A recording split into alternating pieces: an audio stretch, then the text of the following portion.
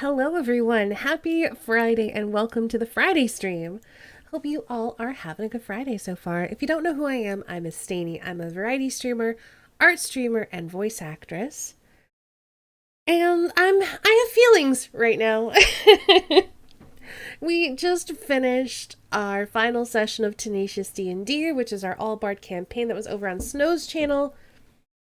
I will go ahead and give Snow a shout out because y'all should I almost typed Snow Chicken follow. No, Snow Chicken Lord. Y'all should follow him and check him out, even if I'm not going to be on his channel for a while. We just did our final session and it was really good, but now I'm feeling kind of sad because it's over and it was fun. You know, those bittersweet feelings that you get when you wrap up a campaign. But it was a good time. I'm going to miss it. And we're gonna be playing some Astrologaster today. But before I do that, let's say hello to everybody. So, hello, Saintguard. Hello, Lost. Hello, Dirk. And hello, Divine. Hope y'all are having a good day.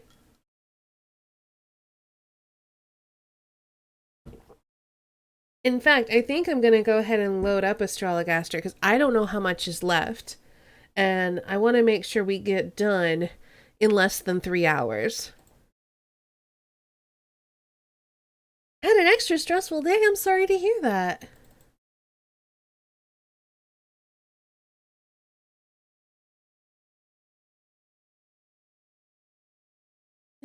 Itch-o.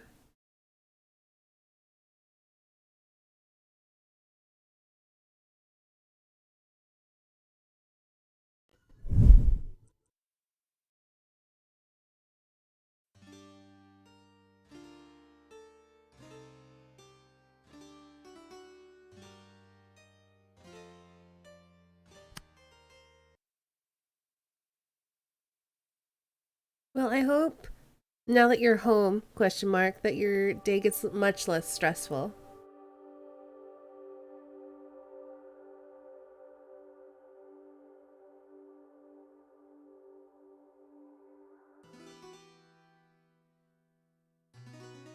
Okay. The querent did wish to know whether there be any reason why he should not make Thomas Blogg the Bishop of Salisbury. I did advise the querent against granting Thomas Blogg the bishopric. Methinks the querent was a little pleased with me for the reading I gave this day. Oh, that's right. There's no way I'm gonna get a recommendation. We're gonna get a bad end. That's okay. For those of you who don't remember this game, we played this last week on Tuesday to give my voice a rest. We are a doctor who solves medical problems through astrology, and I'm not very good at it.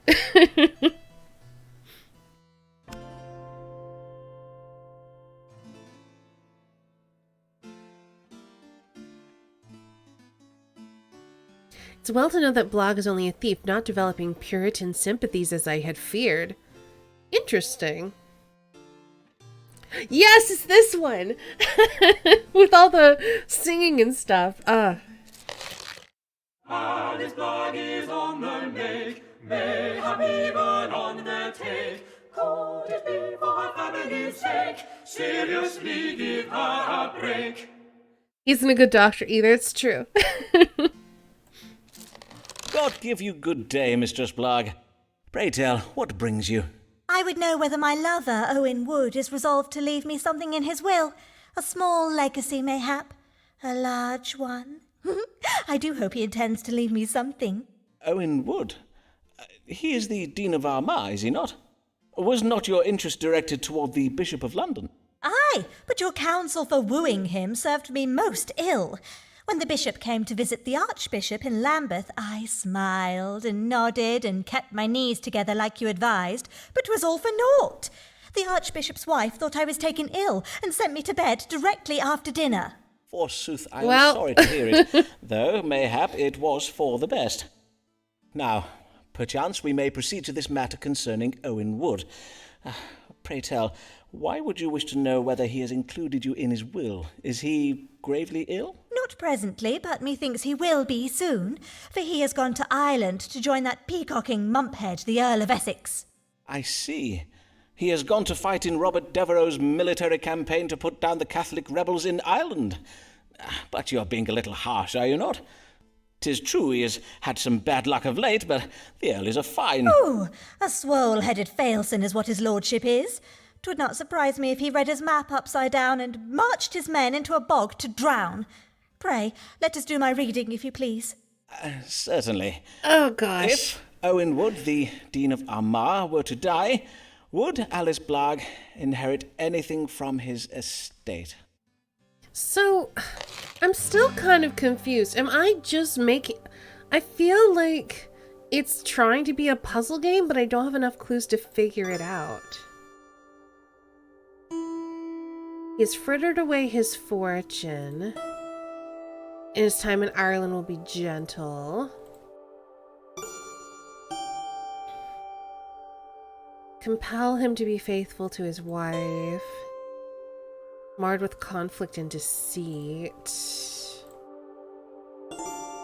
Or he's keeping a secret to be revealed upon his death. Could not resist being charitable to his lover, Alice. She is due to receive a legacy from Wood upon his death, much to the surprise and chagrin of Mistress Wood. Huh. I don't ever know which one to pick. Because there's like no indication about which is right or wrong, just like real astrology.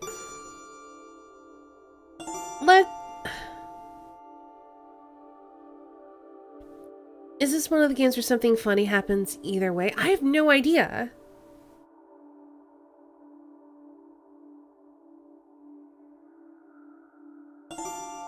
I will say, this one has the most planets in it.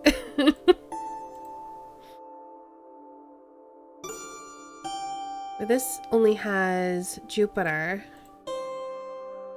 And then this one has Mars and Mercury.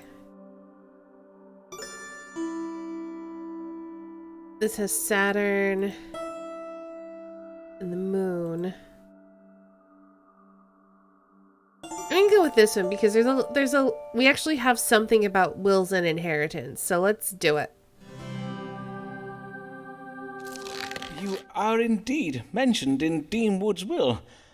Unbeknownst to his wife, he plans to leave you a portion of his fortune.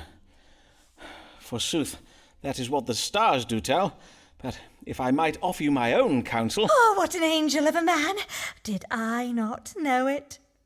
Dearest Owen, I shall raise a toast to him at the Quiet Bear this even. Okay. Was a little pleased. Oh no, that means that's gonna go wrong. Generally, that means it's gonna go wrong. This night I will sleep soundly, mayhap for the first time since I learned that Blogg had ruined us. Almighty God, shelter thy servant Thomas Blagg. Take him in thy merciful arms, and shake sense into him. Good dawning, D. Blagg. How may I do you service this day? I must begin by thanking you for your previous service, Dr. Foreman. Ooh. For though the previous reading you gave me was hard to hear, it was honest and true. Ah, yes. Raleigh and Essex's pursuit of the Spanish treasure ships did not end well, so I hear. Though I am glad I was able to give you fair warning of it. As am I. A most lamentable affair that has cost me very dear. And I know not how, but my wife Alice has lately learned of our perilous financial situation. Ah, has she? Aye, and she has had me petition the Archbishop for a promotion. 'Tis her reckoning that if I were promoted to bishop, the increased living would enable me to settle our debts. That would seem wise under the circumstances. Oh no. And was your petition successful? It was. At least at first. Indeed, His Grace did have me believe he is minded to make me Bishop of Salisbury. The Bishopric of Salisbury? But that is excellent well, is it not? It would be very well, forsooth. But many months have passed, and the Archbishop gives yet no sign of granting the vacant bishopric to anybody. I see. And he does not say when the matter may be decided? Nay, indeed he does not. Whenever I raise the question with his grace, he says he needs time to consider the various episcopal and doctrinal matters concerning such an appointment. All the while, he has me performing additional duties that I dare not refuse, lest I lose his favour. And Mistress Blarg has sent him pies upon numerous occasions. And yet the Archbishop is not moved? Oh, he must be a very hard man indeed, for your wife's pies are well renowned for their powers of persuasion. Now, let us see what the stars can tell us. Well, we know. Will Thomas Blarg, Dean of Rochester, be granted the bishopric of Salisbury? We know that we already advised against it, because he was stealing. Amicable relationship, godliness, patience. That, my friends, is being called being kept on a leash. Surprised how much I like the writing and voice acting in this game. It's quite well done. And the singing. I love the choir so much. Uh-oh. Deception concerning the theft of goods has been uncovered. Oh no. We know that's true though. Advised to travel with his wife. God will help Blag succeed by radically transforming the Archbishop's opinion of Blag's intelligence. Thus raised in the Archbishop's esteem, Blag will be granted a bishopric, which comes with a considerable increase in pay. I mean, this does have a lot of planets in it. Hey, HD! The stars sent me a rather cryptic message today. It reads TGIF. How you doing, HD? And Derek, if you bought the BigItch.io bundle for racial justice and equality, you own this game, and you can check it out yourself and try other options.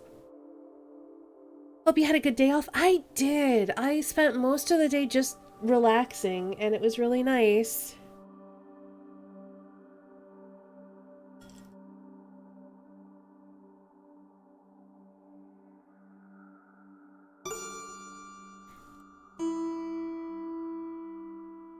I don't want to say this, because I don't want him to know that he stole things.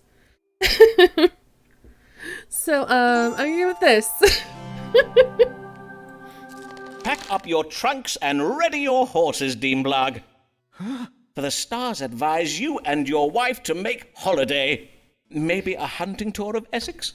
In any case, you may celebrate, as you are to be made Bishop of Salisbury, and your fortune is soon to be restored.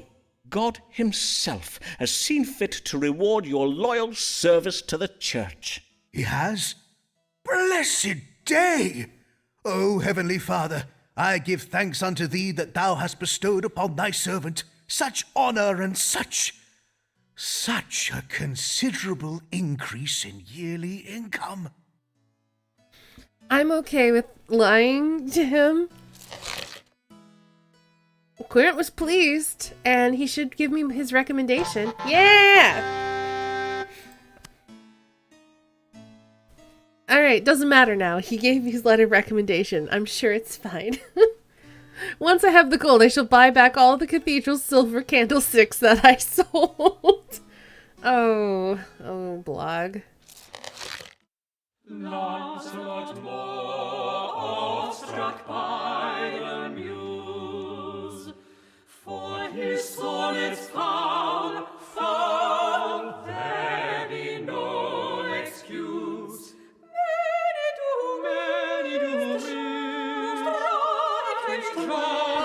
shame, and for his verse they damn him to hell. Good morrow, Mr. Moore. You are returned from Italy, I see. Aye, and I had the most enlightening experience. My tutors taught me all about those ancient Romans and whatnot. Indeed, 'tis a changed man you see before you now. A worldly man of culture and learning. Mayhap you would benefit from taking a tour of Italy yourself, Foreman.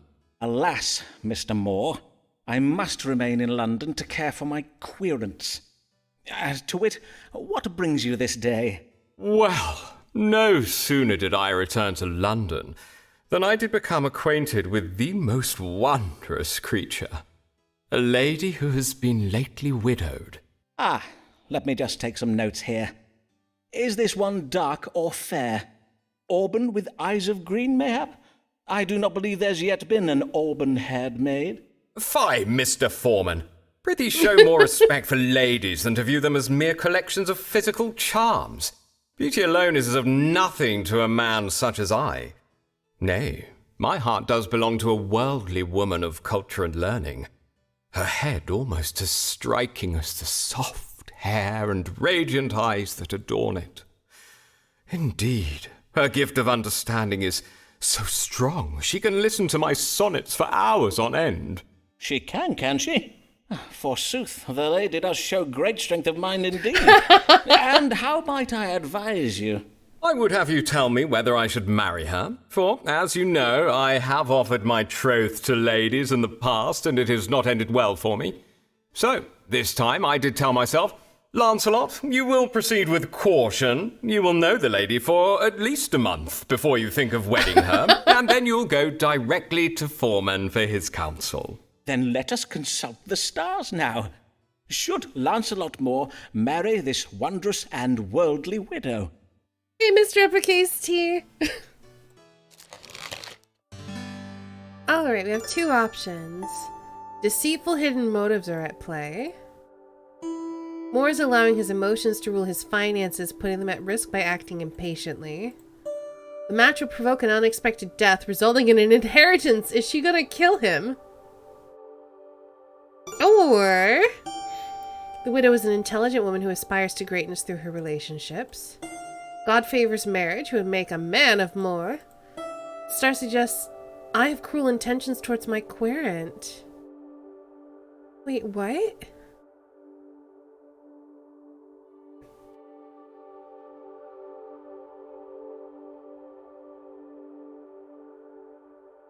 This indicates a cruel middle-aged man. Me. Oh no. We don't like him though.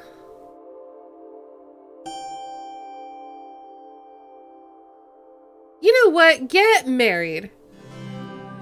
Ah, the stars do favor this match. The alliance would serve you well, for this lady is intelligent and aspires to greatness. For a man of your station, the guidance and support of such a woman is oft essential to the attainment of success and advancement. Then 'tis decided. O wondrous day! I will at once to Emma go to ask her hand in marriage. Okay, oh, okay. Well, we got our letter of recommendation. We still don't have enough.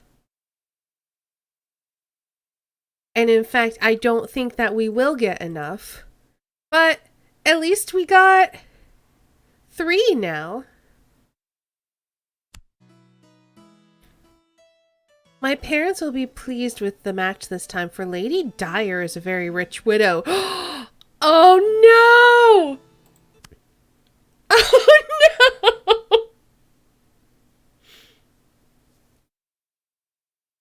no! I don't know. We'll find out, because it's probably not going to happen. Well, you know what? I don't think she's given us her recommendation yet. Sibyl's not blessed, for when she tries her best, 'tis then she does her worst. From being overdressed to poisoning her guests, ambition comes her curse. Good day, Mistress Fortescue. I do hope you may help me, Dr. Foreman, for I am mightily afflicted with fever and pain. Yes, I see. Your face is a trifle red in colour. When did your troubles begin? At a dinner party, perchance? Nay, 'twas at a luncheon, the one I gave this day. I sought to play a trick upon my friend, Lady Emma Dyer, and I worry God is punishing me for my japery. And what manner of jape did you play on your friend at this luncheon of yours? Pray, describe the ruse to me. Well, I came upon the idea when I took receipt of a trunk full of exotic goods from the New World. Lovely gifts sent home to me by my gallant husband. Know you of my husband, Captain Henry Fortescue? He is a great friend of Sir Walter Raleigh, of course. I think you have mentioned him once or twice, madam. The trunk contained a parcel of dried fruits, full red in colour they were, and with them a note of warning. On it was writ that these fruits, if not consumed in moderation, can provoke a hot, pricking fever when ingested. Ah, yes. I have read of this fruit in the writings of Spanish explorers. Capsicum icaramba mequema is the botanical name, I believe. I am well known for serving the most original dishes at my table. Hence my guests were not surprised when I invited them to try my exotic fruit. I served them each a sweet pie containing one of these, capsicum... Icaramba mequema. But I made sure Emma received a pie containing the very largest fruit, and I the very smallest one. I see. You hoped to occasion a fever in your friend while escaping the same fate yourself. And yet this ruse did not succeed, I take it. Nay, it did not, Dr. Foreman. Most of my guests dared only take one bite of their pies before abandoning them, finding themselves unequal to the challenge. But Emma ate hers all up, as did I. I was sure I would be safe, and that she would turn red and begin to perspire most shamefully, but she remained as cool as a cucumber. But I... She doesn't know, though, Ori. But I began to feel such pain in my mouth and throat. My face and eyes turned red. Moisture gathered on my brow and bosom, and damp marks appeared on my bodice. I could not conceal it from my guests. 'Twas humiliating. How distressing for you, Also, madam. hey, Ori. Let us now seek a solution to this mystery in the stars. What might explain the querent's affliction? She ate a hot pepper, and the small ones are hotter.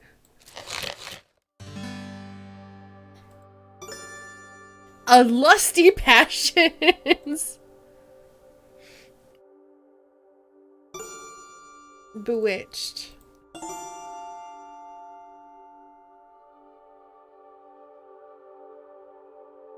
I mean, I guess it's gotta be Quincy.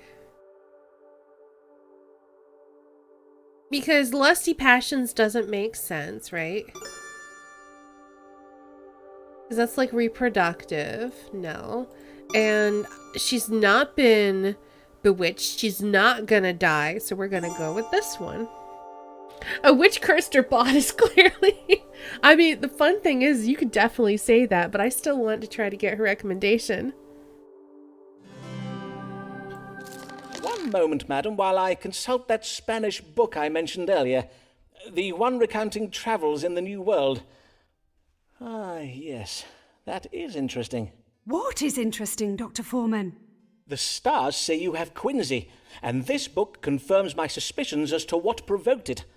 Madam, 'tis not the larger fruits that occasion pain when consumed. 'Tis the small ones, such as the one you had baked into the pie for yourself. You mean to say the smaller fruits are more dangerous than the larger ones?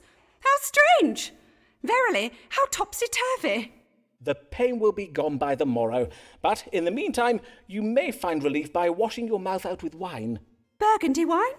Or will an ordinary claret suffice? Any wine will do, madam. God give ye good even, Mistress Fortescue. Okay. Yay! Letter recommendation. We're just raking them in today. I should not like to be seen drinking cheap claret before dinner. I think I'll have the cook open a bottle of Burgundy.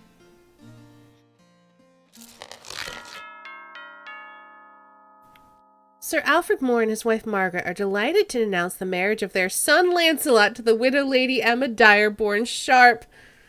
Oh no, I've killed him! I've killed him!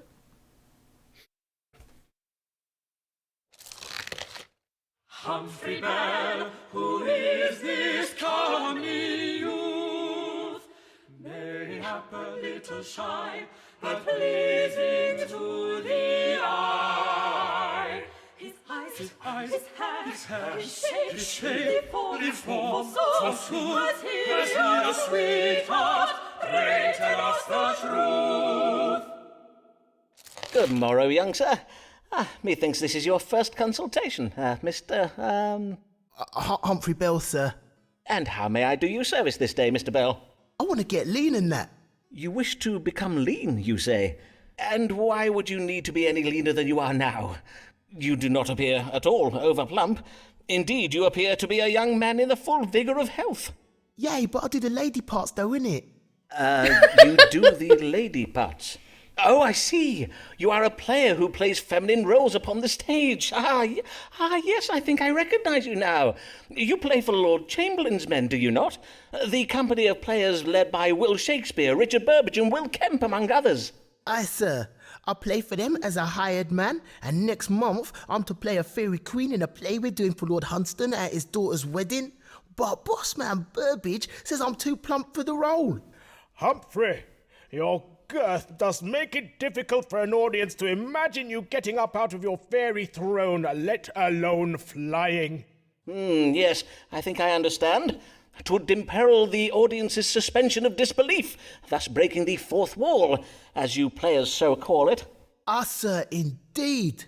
Mr. Burbage worries much for them scenery walls, for he says my rear end is of such a size 'tis liable to smash right through 'em.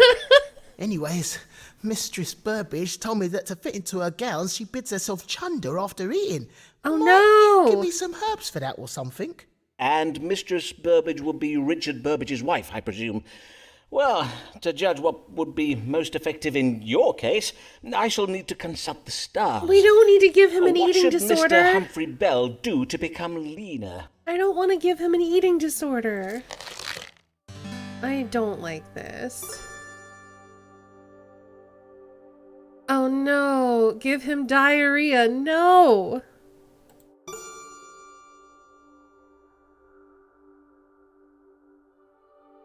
Or get him to throw up.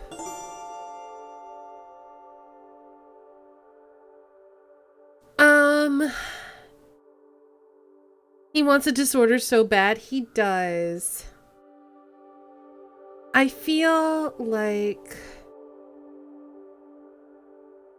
it hasn't been provoked by anything. He's fit.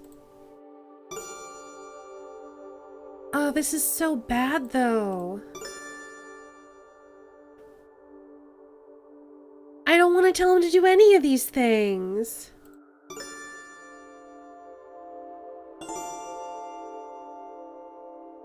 Yeah, I don't think we... I hate all of these. That booty's chronic. Oh, jeez. I definitely don't want to have him vomit. Because...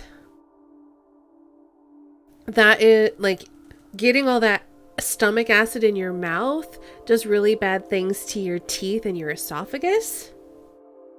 So I can't recommend that. So the question is, do we give him a laxative? I think we're going to give him a laxative. Oh no, but... oh gosh, what if he poops on stage? I just need to make sure it's something that he can control so he doesn't poop on stage.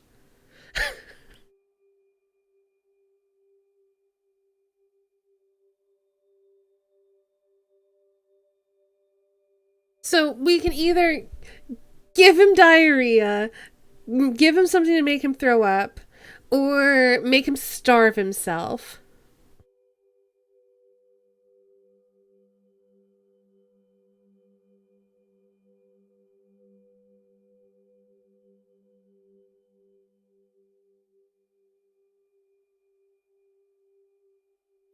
Well, the one thing is, like, he must commit to underconsumption of food if he hopes to become leaner, but he's not... Honestly, I feel like I'm gonna go with this. I don't want him to poop on stage. Like, forcing yourself to have diarrhea or forcing yourself to vomit are not healthy things that I feel like I can recommend. I feel like the only thing I can suggest to him is to fast. He's not going to like it, but I don't care. I'm trying to be a good doctor for this boy. The solution is quite simple, Mr. Bell. If you would make yourself leaner, you have but to eat less. Why would I need a doctor to tell me that, though? I need something to do it quicker than that, urgent like. Know you what I mean? Indeed. Sadly, I am familiar with the tendency of the young folk of this day to seek quick, easy fixes to their problems. What about Mrs. Burbage and her chundering, though? Can I not have what she is taking? Well, there are ways to induce imbalances in your body to purge itself, but doing so is not at all healthsome.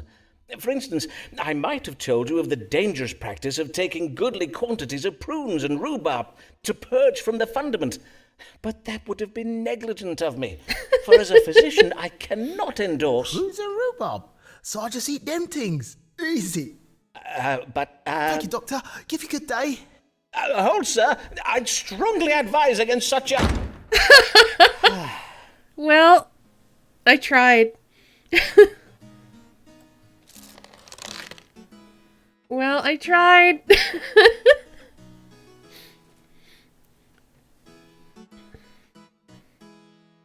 It's so nice we didn't tell him those things. I mean, we'll find out what happens when he comes back later.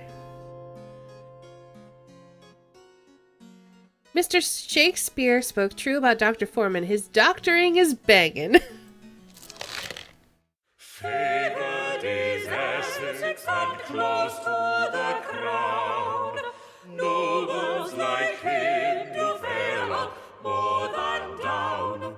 His family's too grand to jail, too rich to jail. But if Essex disobeys the Queen, she'll put him in the ground. Good day, my lord. I must own, your lordship's visit to my chambers does surprise me, for I'd believed, well, indeed all of England believes, that you are in Ireland at present. Did anyone see me? No? Good. Now, bid your manservant close the shutters. As your lordship pleases. William! William! Pray close the shutters. Yes, all of them. And fetch us some candles. I pray the counsel you give me this day be wise, Sarah, for I find myself in the most desperate of predicaments. Hold up. So this is Essex? He on here? Wait, who's this guy? Is he Devereaux? I feel like if this is Devereaux, I don't know that we can get his help. We'll do our best, though. And the last advice I gave you? That of offering to lead a military campaign to put down the Irish rebellion? I trust it worked to win back the Queen's favour. Indeed, the parade given to send you off was most impressive. I was there. Did you see me? I did wave at you. Oh, shut up. Nay, I Stop do not imagine talking! you would have seen me. So great were the crowds. Yes, my offer to lead the campaign was well received by the Queen. But there was a fatal flaw in your advice. Oh, and this flaw was... Is it not obvious? I had to verily go to that midge-ridden bog-hole and try to put down the Irish. God's breath! Have you seen the Irish? They are savages. That Irish chieftain O'Neill and his band of I don't think we're fen-born getting brutes are his especially bad. recommendation. They sound most fearsome. 'Tis a mercy you escaped with your life and are now back home safe in England. Nay, I am not yet safe in England, I fear. For when the Queen finds out that I made a truce with O'Neill, heaven only knows how ill she will take it. Even my leaving Ireland without her permission will doubtless vex her. Then the Queen has not been informed of your return? Nay, she knows yet nothing of it. I am at present taking refuge with my sister, the Countess of Devonshire, at her country estate. But I cannot hide there forever. Hence I am come to you this day so that the stars may advise me on how I may extract myself from my current predicament and win back the favour of the Queen. Then let us see what the stars advise. How might Lord Devereux escape the displeasure of Her Majesty the Queen and regain her favour? I don't think it's possible. must use his best asset to ward off the queen's anger, his magnificent body. God will help Devereux if he appeals to the queen's vanity and exercises patience.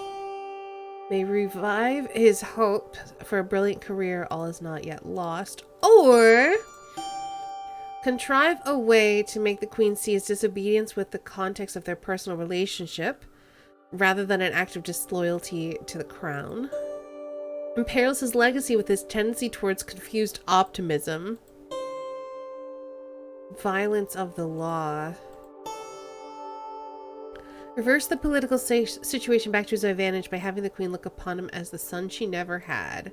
Let's go with this one. The stars foretell of violence enacted by officers of the law. Ah, verily. 'Tis doubtless a beheading. Forsooth, I do enjoy a good beheading.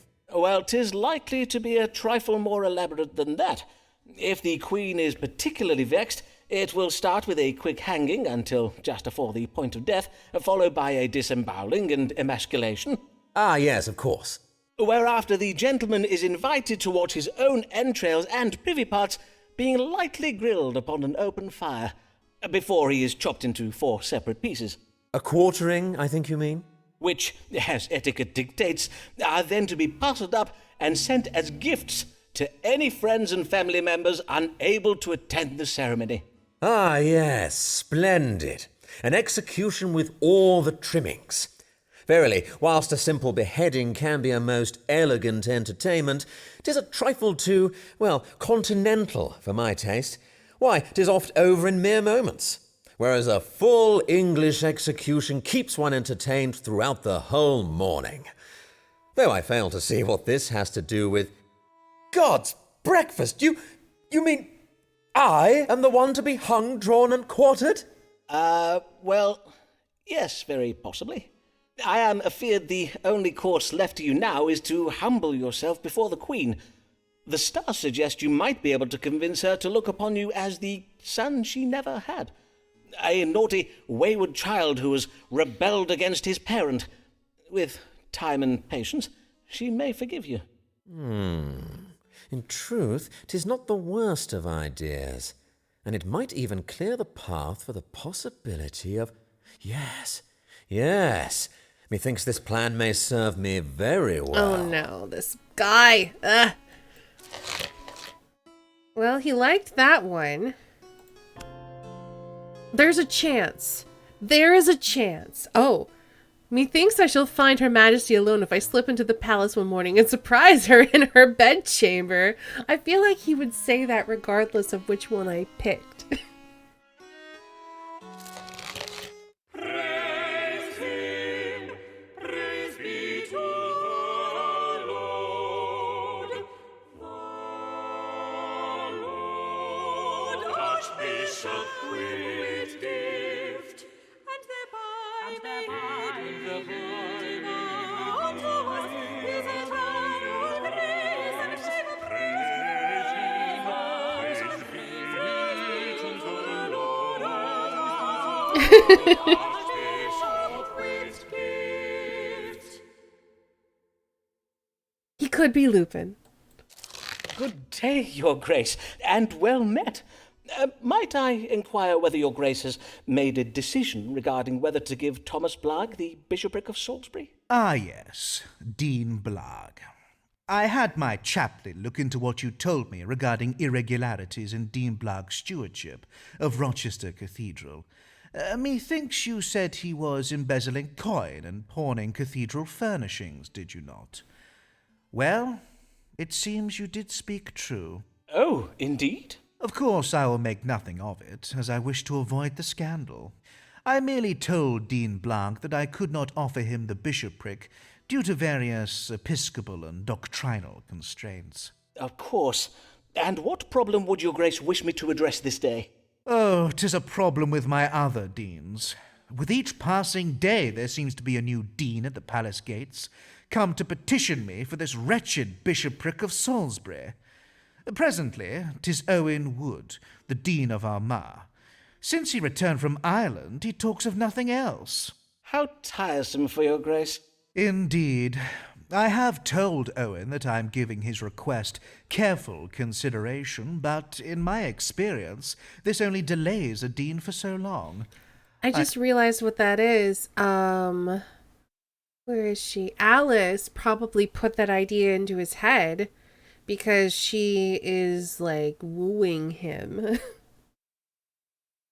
I do have to grant the occasional bishopric, or else my deans become restless. Doubtless, Your Grace. But after what I learned about Dean Blagg, I must take care to exercise caution. Hence, I would have you tell me anything you know, that is, anything the stars reveal, about Owen Wood, that would render him unsuitable to perform the role of bishop. Then let us ask the stars. Is there any reason why the Most Reverend John Whitgift, the Archbishop of Canterbury, should not grant Owen Wood the bishopric of Salisbury? Hello, that Lost Sock and Moon and Stars. How you both doing? I hope you're both doing well. All right. Let's read the stars. John Whitgift is impossible to please. We're probably not going to go with that one. Dream of being a bishop to life. A vain but patient man who has God on his side. Owen is uncertain about whether he'll be offered the bishopric of Salisbury. He remains optimistic. Okay, what about this? Owen has a creative interpretation of the teachings of the Bible on the sin of adultery. That's true. He is adulterating at the moment. He's betrayed his wife. He's gonna father bastards. Welp.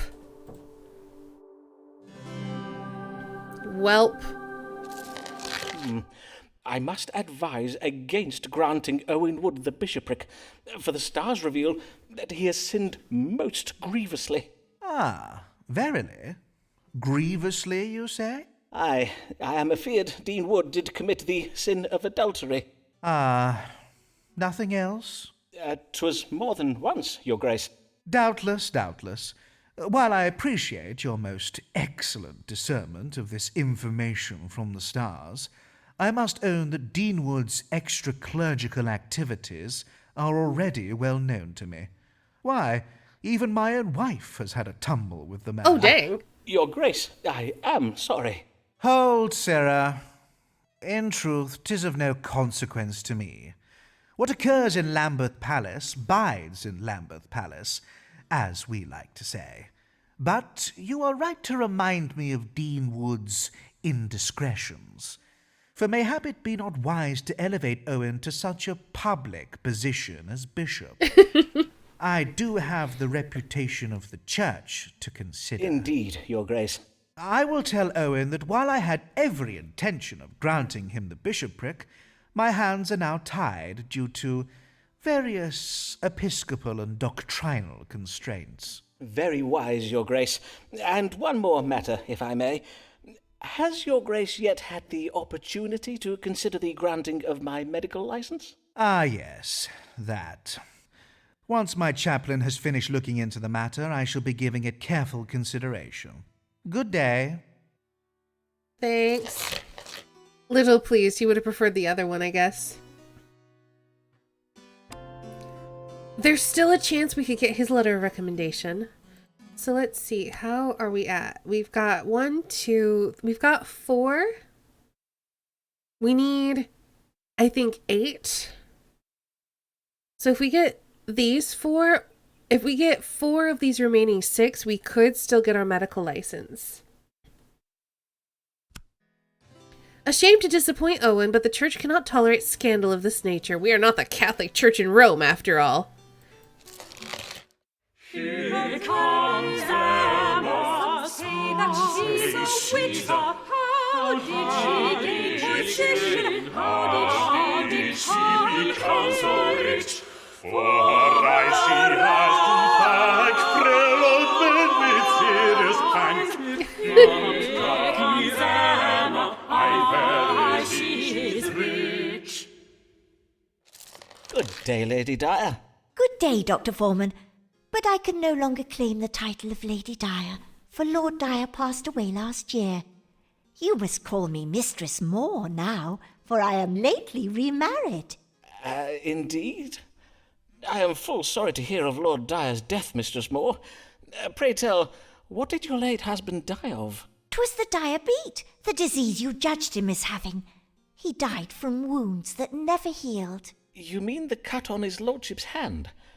But I recall you saying the wound was trifling small. Oh, yes, that wound was. But through misfortune he acquired many more.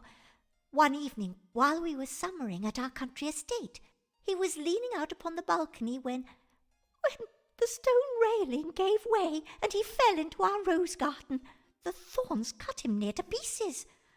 Poor dear Henry. He did so love his roses. There, dear lady. My wish is to leave such sorrows behind and think only of my new husband, Lancelot Moore. My Lancelot is a fine man, a man of great talent. Indeed, he has so much potential that I am loath to see it go to waste. And, as you doubtless know, Lord Devereux, Earl of Essex, is presently leading a military campaign to put down the Catholic rebels in Ireland. Forsooth I do know, madam. Indeed, I myself was at the parade to send Lord Devereux off on his travels.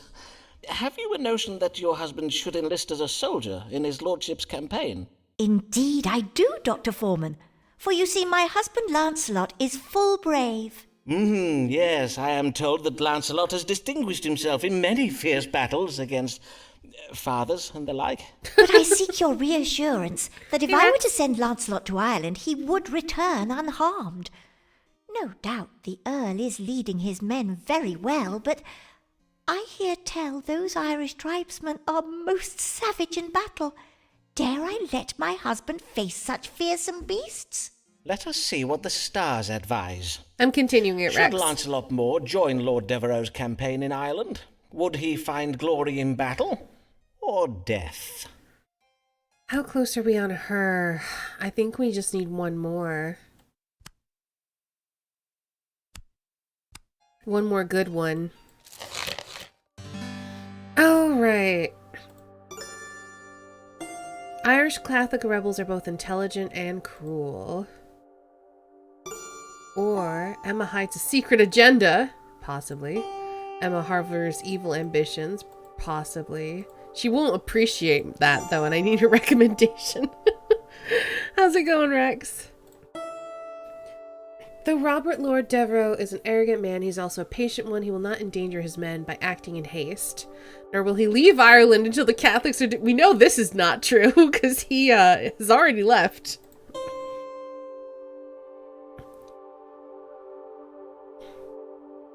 Deceived by optimism, they will not prevail. Every man's duty is to take up arms to defend the English realm. Oh gosh, should we tell her what she wants to hear? Or...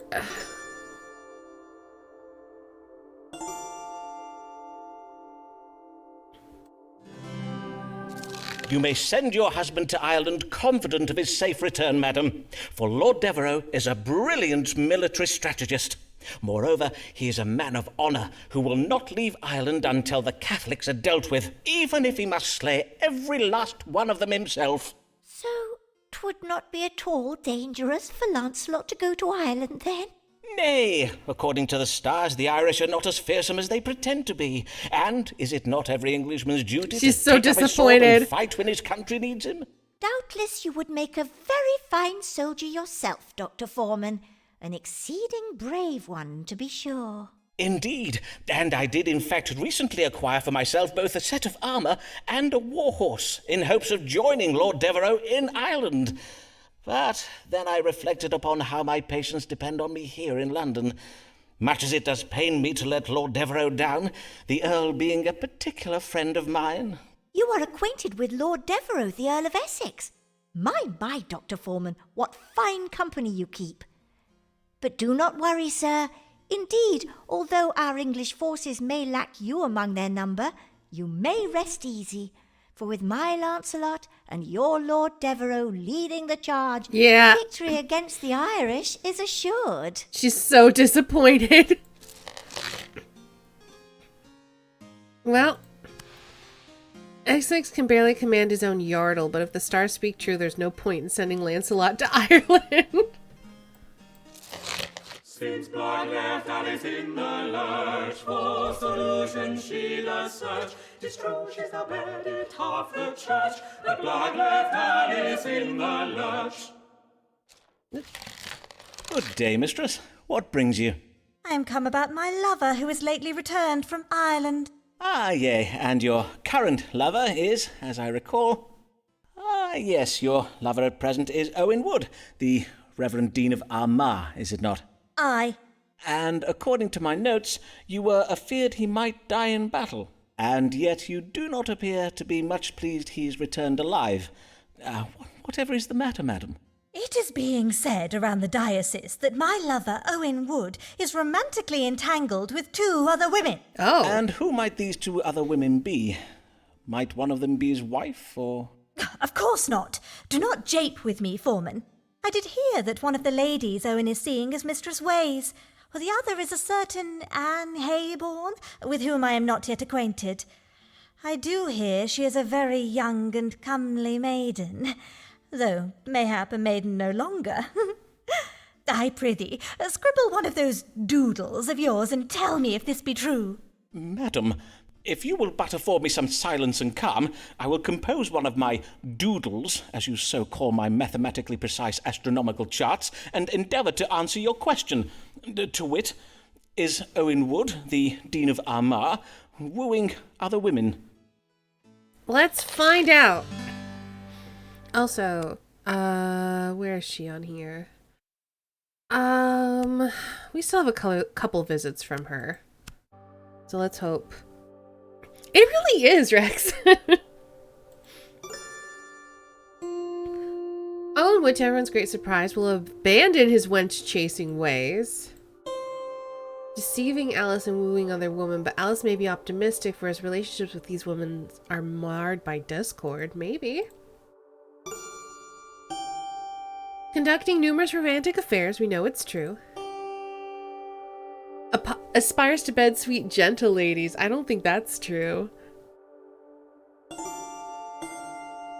God is gracing Owen Wood with maturity.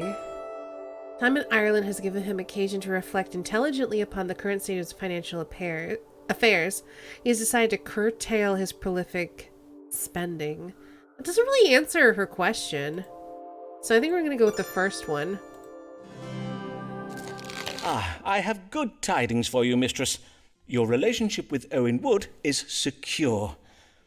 'Tis true he has indeed been conducting intimate liaisons with some of the wives and daughters of various deans and bishops, but... So then 'tis true! What a maid-fiddling maggot of a man is he!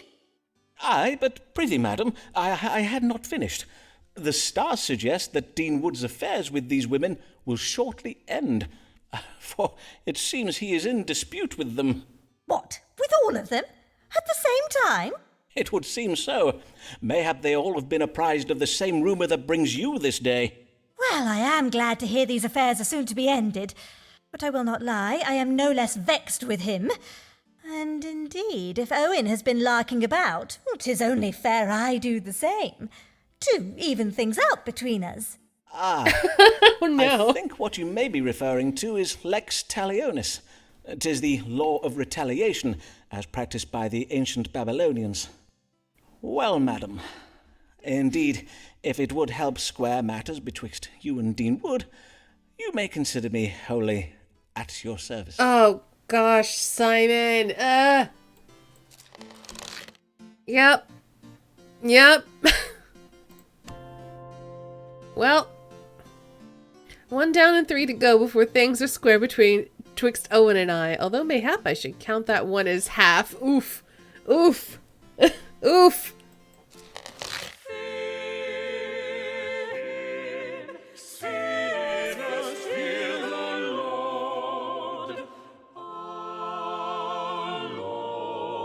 Archbishop, priest, gift. Ye priests,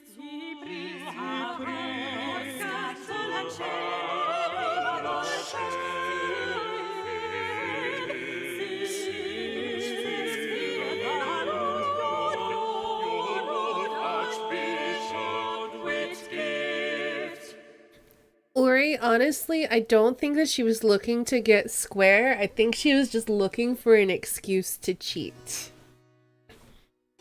Because she's sleeping around with everybody. God give you good evening, Your Grace. I trust you were pleased with the previous counsel I gave you? The advice I gave against granting Owen Wood the bishopric of Salisbury. Ah, yes. Your counsel did indeed prove sound, for Dean Wood is now cods deep in scandal. The parish council has received numerous paternity suits, and 'tis said that scores of defiled wenches bethrong the gates of his deanery each morning, clutching suckling babes and demanding recourse.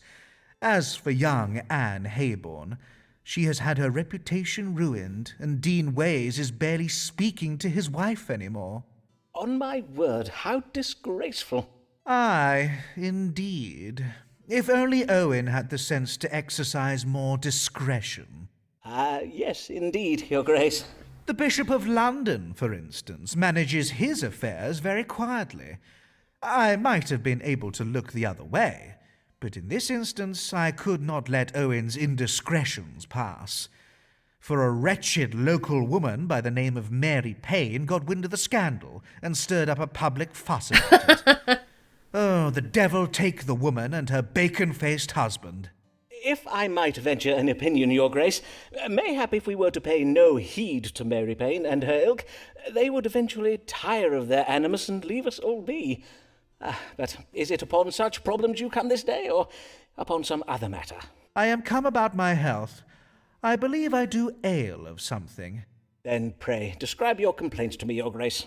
Well, I am afflicted with pain in my back, and at times I find myself hard of breathing. Indeed, I feel I may have phlegm in my chest, and I do bear these odd-looking spots upon my body that will not mend. If you will permit me to loosen your robes to examine you. I see. Methinks I have a notion of what ails you. Let me confirm it with a reading of the stars. What troubles Archbishop Whitgift? Mattering of the breast causes chest pain and corrupt phlegm. Maybe. Knobs on the yard! Disease associated with lechery and characterized by wart-like growths on the privy member.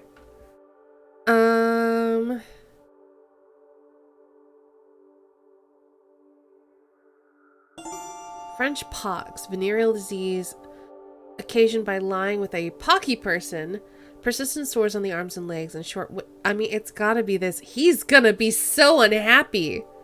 But wait, what if he got it from his wife though? Because he knew that his wife was sleeping with the Owen guy. Either way, it sounds like it's this one, right? He's not gonna like this. Okay. Your Grace, I know not how to put this delicately. You have the French pox.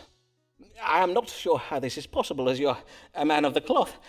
Indeed, mayhap I check the stars again. No need. I did suspect as much. Okay. Verily? How astute of you. The French pox can oft be difficult to cure, but in your case, it is not far advanced.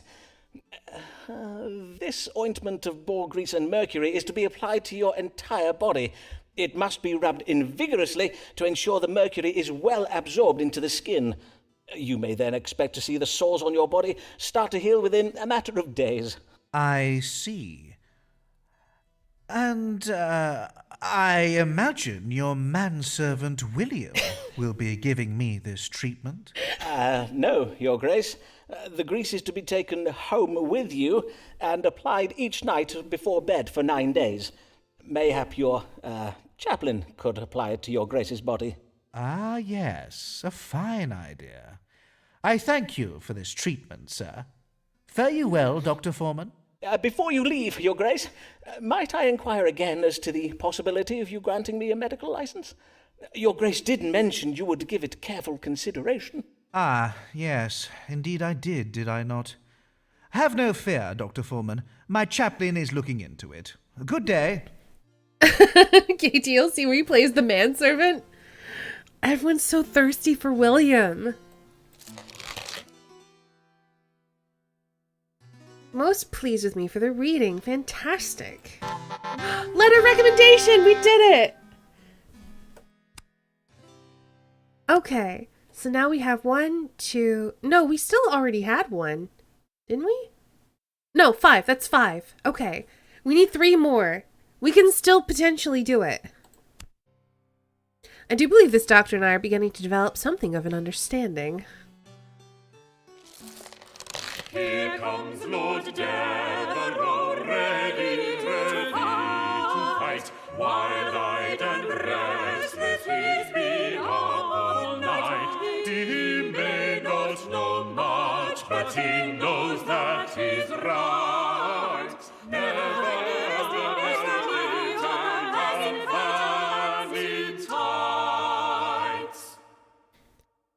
Ace DLC game is just the credit screen. No, we have not seen William. He's only ever appeared in reference off screen.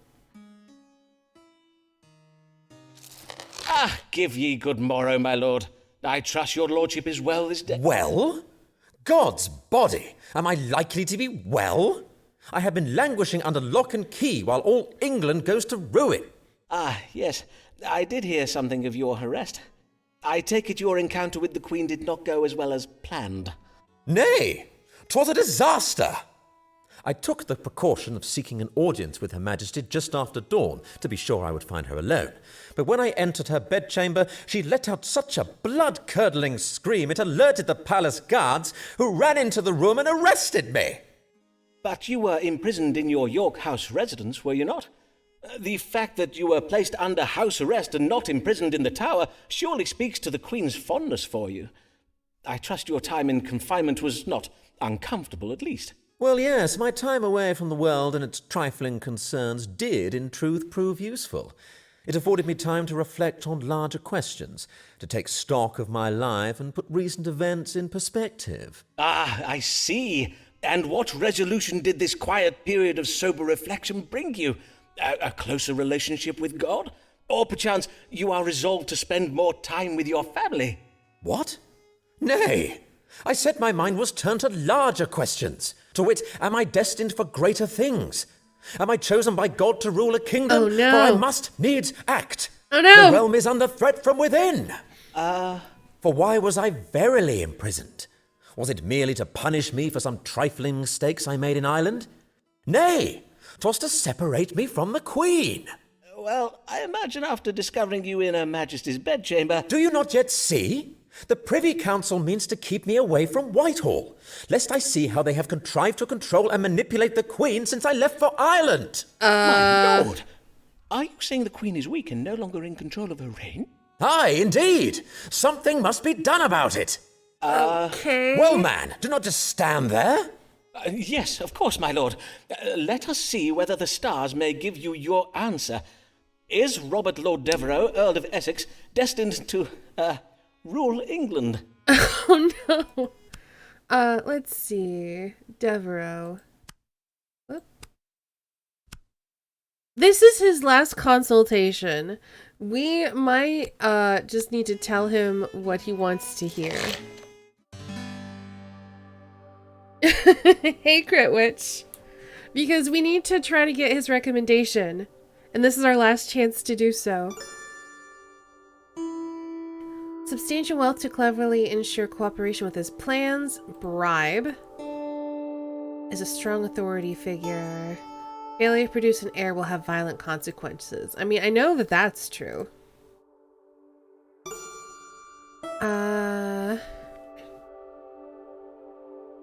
Think like a scammer? Well, I have a very specific objective, and that's getting a medical license. So let's tell him what he wants to hear, maybe. Robert Devereux suffers from geopolitical ignorance. A foreign sovereignty is destined to rule England. I don't think that's true. Deluded about his legacy. If Devereux does not rein in his ambitions, he'll die. Limit the influence of his friend's advice upon him. Secretly motivated by his feelings about the queen and how he has been treated by her. Maybe. F it! The stars confirm your fears, my lord. Her Majesty's failure to provide an heir has created the conditions for much plotting and scheming, and her refusal thus far to name a successor has provided an opportunity for powerful forces who would seek to gain control of the throne. Indeed, the realm is in grave danger, and the stars suggest that you are a strong, wise leader, chosen by God to lead England, mayhap as Lord Protector of the realm? By God's underlumps, 'tis true! Huzzah! As to practical matters, the stars suggest you use your significant wealth to, ensure cooperation and procure the influence you will need to secure success in this endeavour. Then I will rally my forces and make the necessary preparations. For England! For God, Queen, and country! Huzzah! Huzzah! Huzzah! Alright, well, he's very happy with that. Underlumps, I know. There we go! That's what I'm after.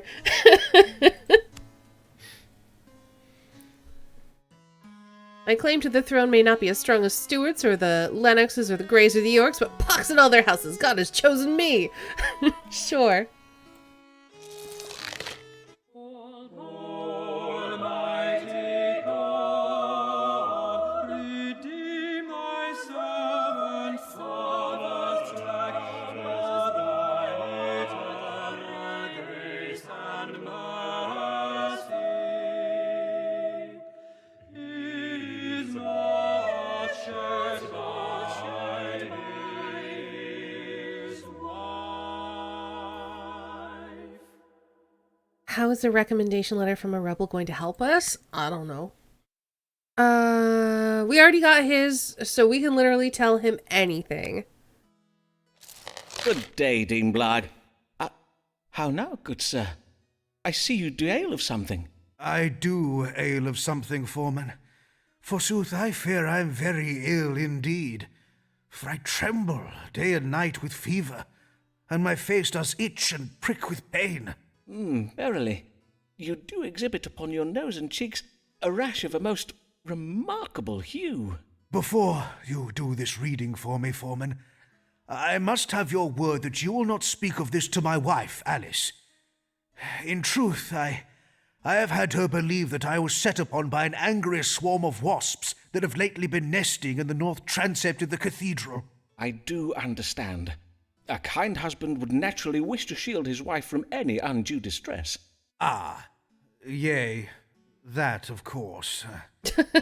And there be also the small matter of the promise I did make to restore the Blag family fortune before I died, and thus not leave my wife and children to live in penury when I am gone. If Mistress Blag were to think that I am gravely ill, it would provoke some awkwardness between us that I would rather wish to avoid.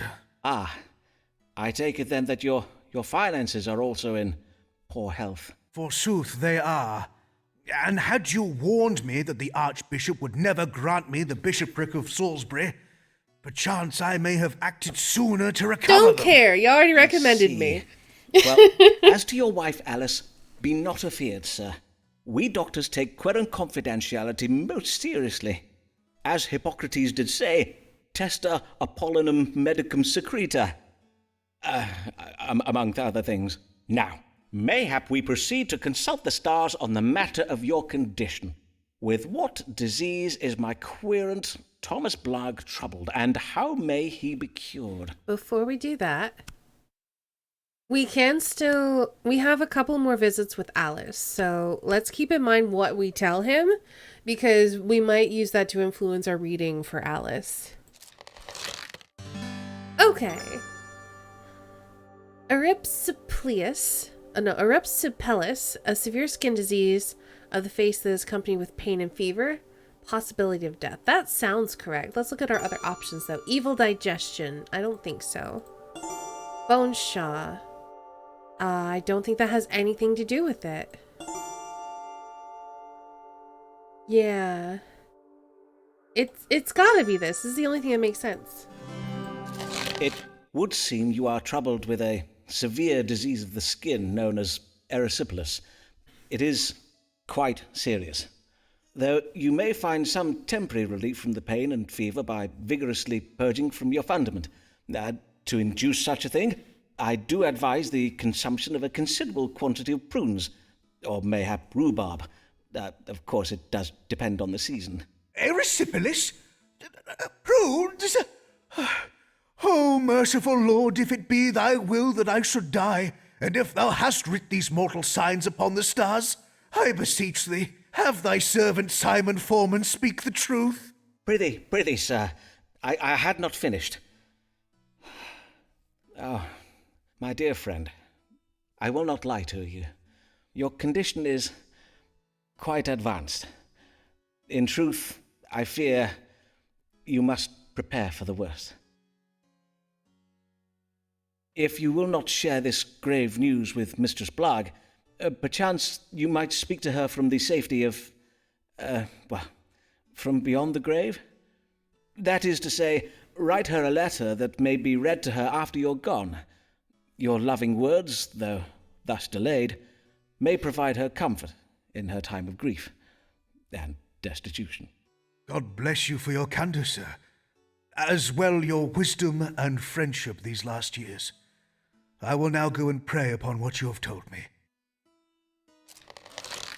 Okay. Well, he was pleased with the reading, at least. May the Lord God absolve me of my sins, for I fear my wife Alice will not. Well. An explorer's wife cannot share his life. She is left alone, she is left alone.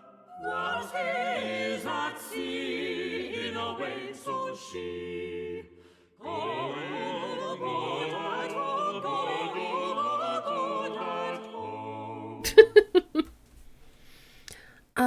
Fortescue. Already gave her recommendation.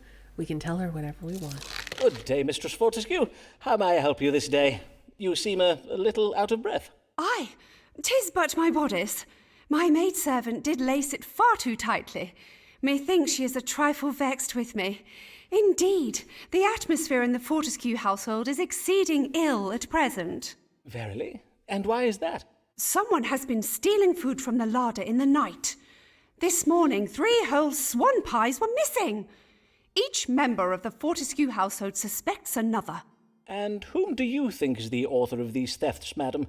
Well, I suspect my son Harold, as his fondness for pie is well known. But Harry denies it and has accused our maidservant Gladys. And 'tis true that Gladys has become suspiciously wide about the girth of late. And as for Gladys, well, she is convinced the culprit is our African parrot, Sir Muncelot Grey. But Sir Muncelot has denied the accusation and blames my monkey. And who does your monkey blame? How now, Dr. Foreman? Be not absurd. Monkeys cannot speak. Yes.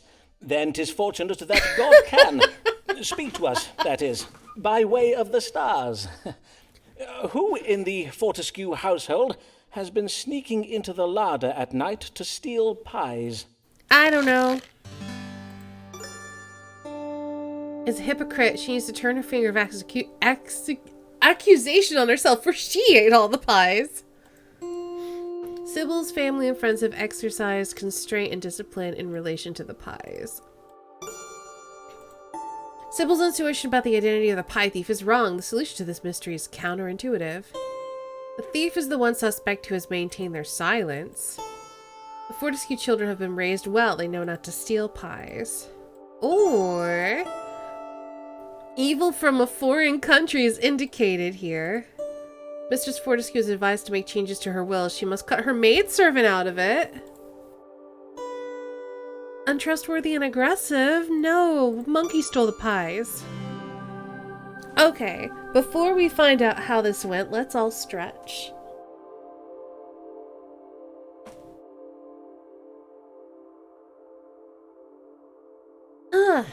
And drink some water.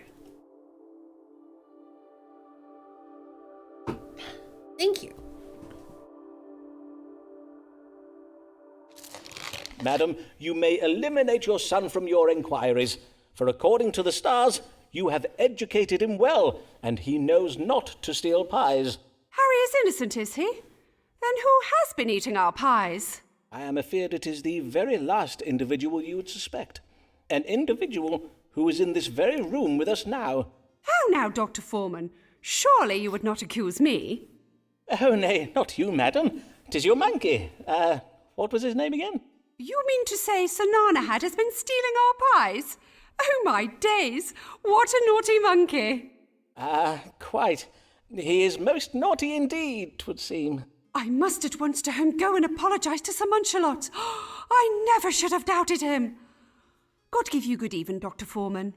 You have been a bad boy, have you not, Sir Nanahad? Who's a naughty monkey? Yes, you're the naughty monkey. Yes, you're the naughty monkey. Good even, Mr. Sportescue. Okay, one, that's adorable.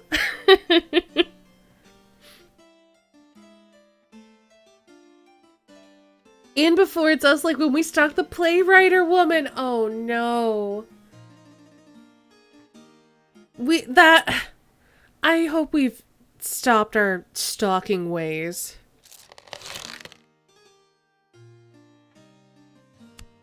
In that case, I wonder what it is that is making Gladys so fat. Maybe she's pregnant.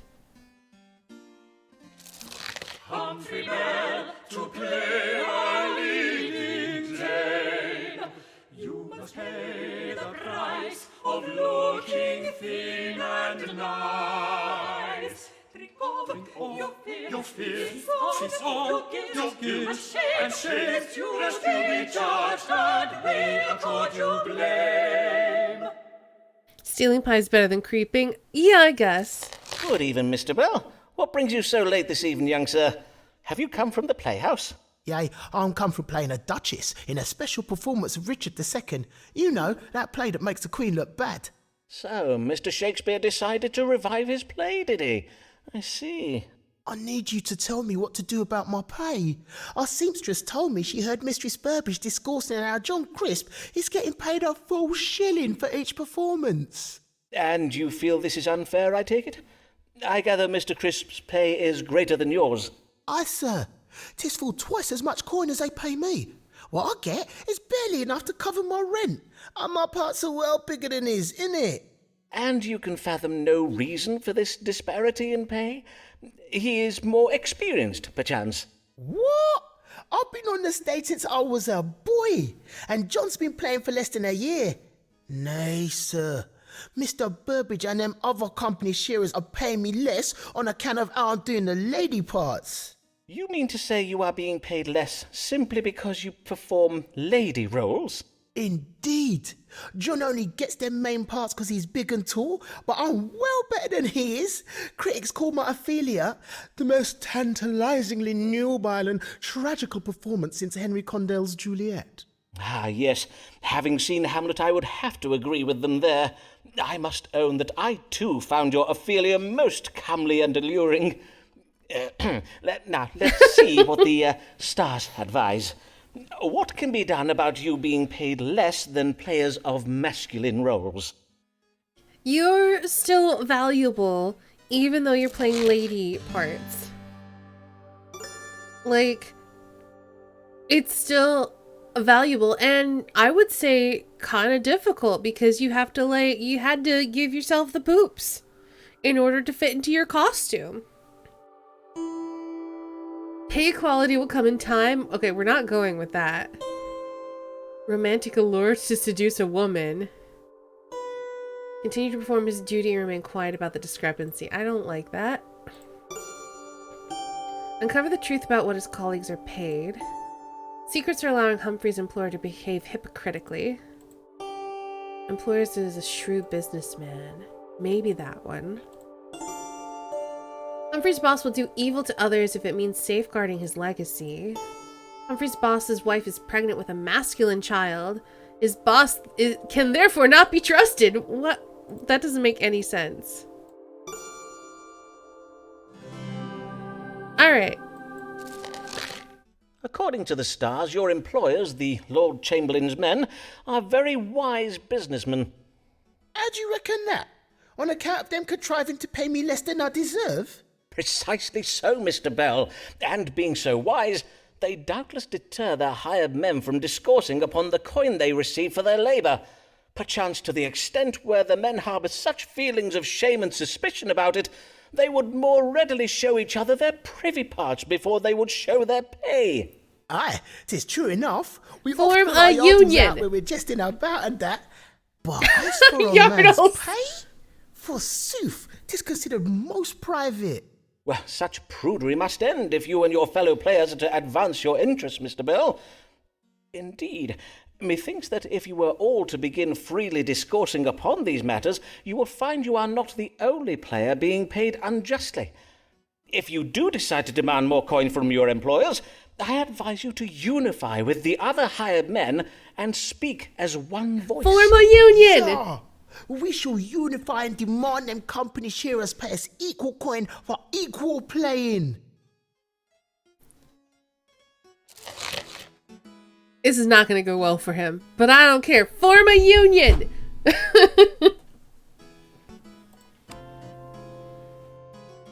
I wonder where he got this notion of unifying from. Dr. Foreman is well ahead of his time, isn't it? Yep. Hear ye, hear ye! Earl of Essex, foiled in Queen, kidnap, attempt shocker! Biggest treason fail since Babington plot! Hear ye! Robert Devereux, Earl of Essex, has been arrested for plotting to kidnap the Queen and install himself as protector of the realm. Devereux is reported to have bribed a company of players to stage a revival of William Shakespeare's King Richard II. As this play invites treasonous comparison between the weak and incompetent King Richard and our present sovereign Queen Elizabeth, it was Devereux's intention to use it to rouse an angry mob and lead them to the gates of Kensington Palace. Failing to muster sufficient support from the London populace, however, Devereux was compelled to return home to Essex House, where he was arrested. Hey, Golden!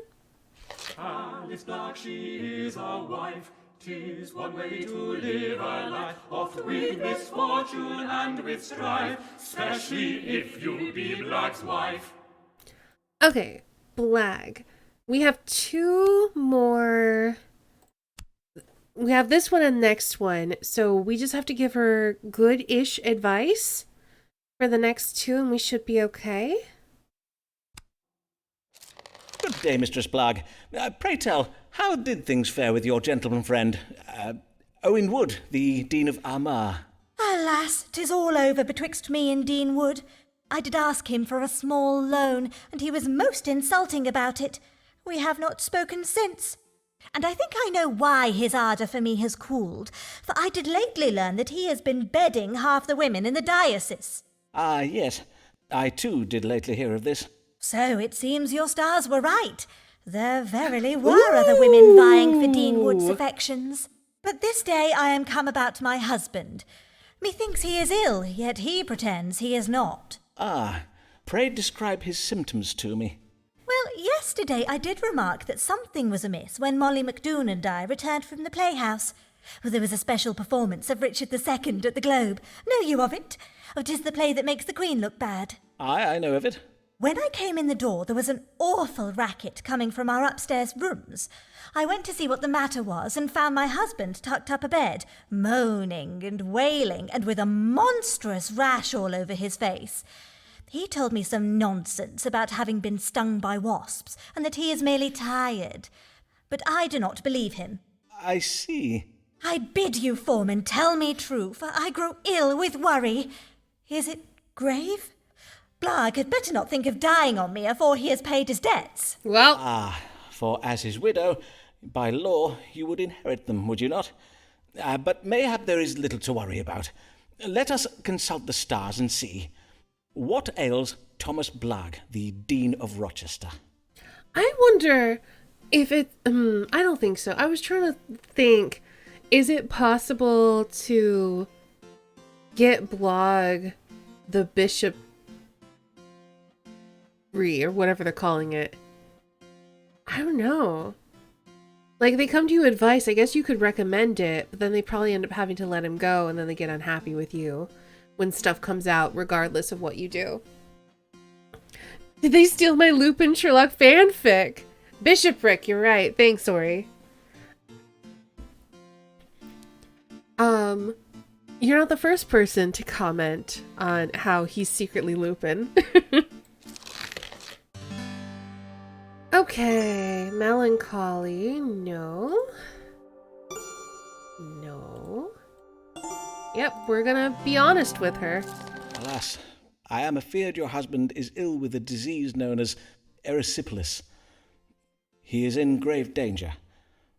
Indeed, his case is advanced and beyond treatment.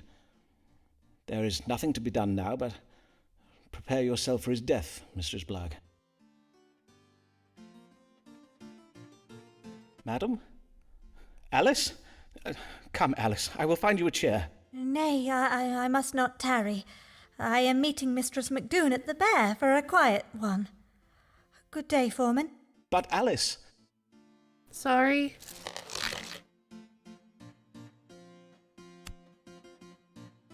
Well, we'll see what happens when she comes back, I guess. How are we doing for letters of recommendation? 1, 2, 3, 4, 5, 6. We just need 2 more.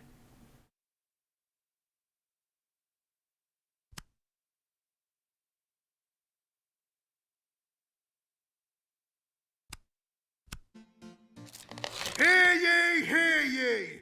Traitor loses head after losing mine. Earl of Essex gets the chop for treason. Hear ye! I do wonder how much our choices matter. On this day, the 25th day of February in the year of our Lord 1601, Robert Devereux, the Earl of Essex, was executed for treason. The execution follows yesterday's trial at which he was found guilty of leading a failed plot against the realm. Formerly a favourite of both Her Majesty and the London public, the Earl's surprising betrayal of both Queen and country has shocked the nation. If you try to argue with her, you will have no luck. She'll twist and turn your logic till your reason comes unstuck. Chastise Mary who you like, she will not give up.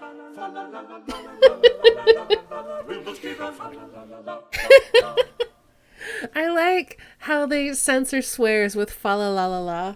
Come on, thank you so much for rating. Hello and welcome. How was your stream? Let me give you a shout out. How are we not in trouble for that?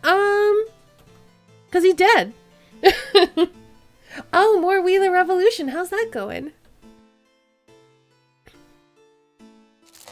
Well met, Mistress Payne. How fare you this day? Most well indeed, sir, for I am just come from taking my niece on an outing to Tower Hill. 'Twas to see the execution of the traitor Robert Devereux.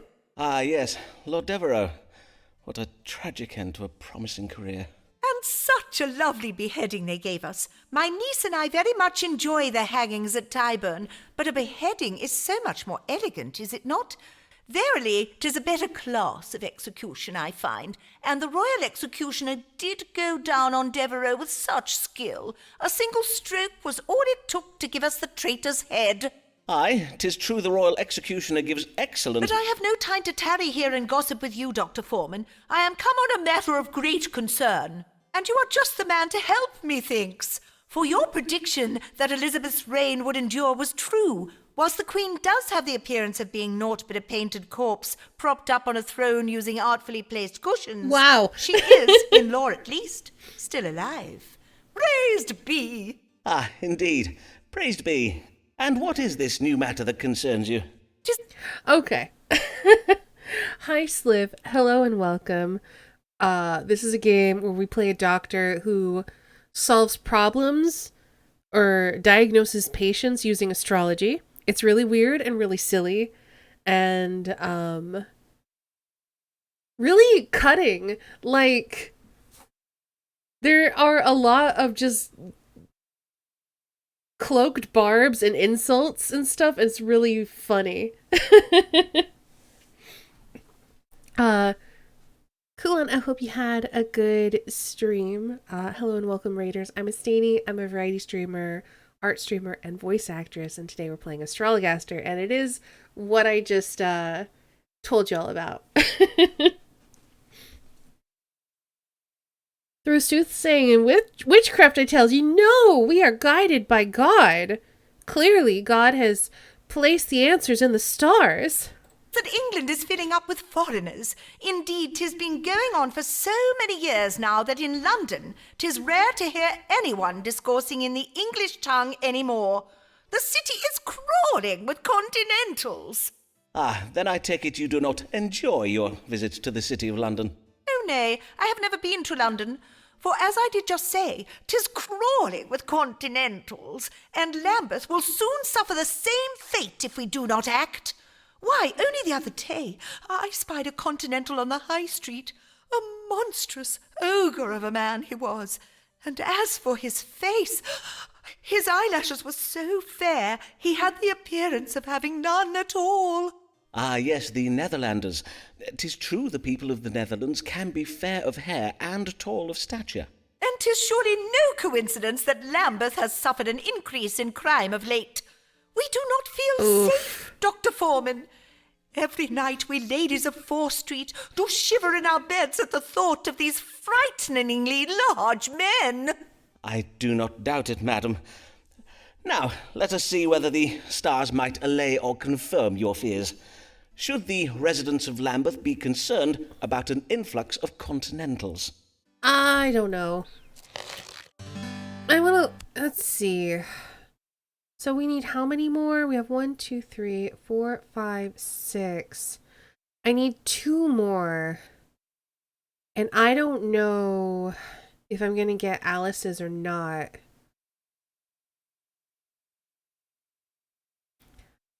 So we'll do our best with Mary Payne and hope for the best. Alright.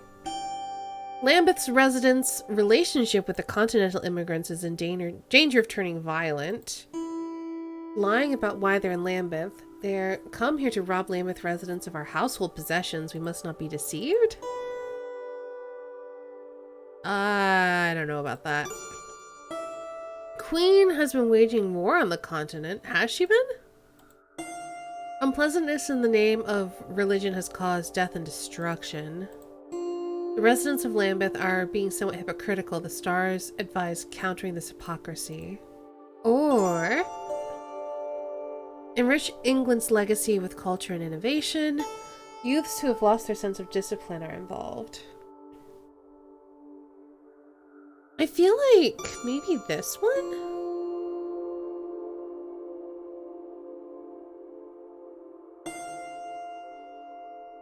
Because we know that there's been a lot of conflict between the Catholics and the Protestants.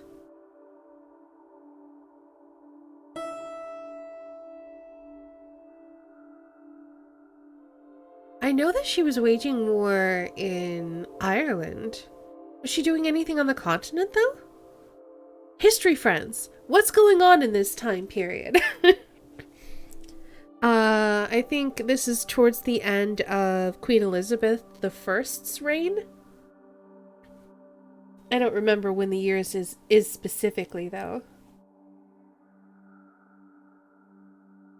The 30 Years' War. Cool, and tell us of your history.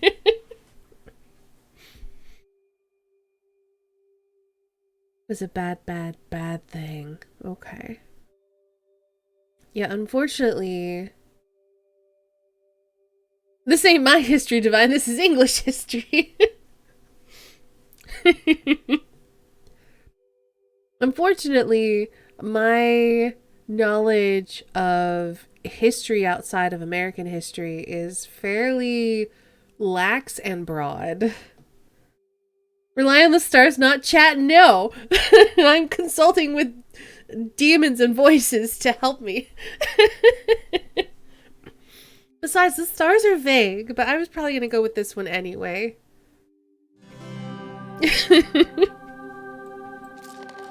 Madam, know you that many of these Continentals are Protestant refugees who are come to our shores fleeing Catholic violence? Aye, they say the Spanish inquisitors did torture the Netherlanders most cruelly in the name of their barbarous backward religion.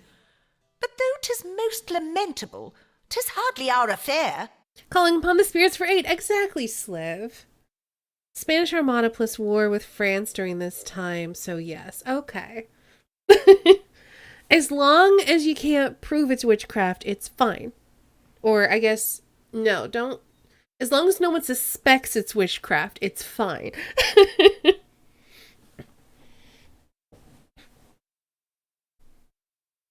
Would thou like to live deliciously? Yes?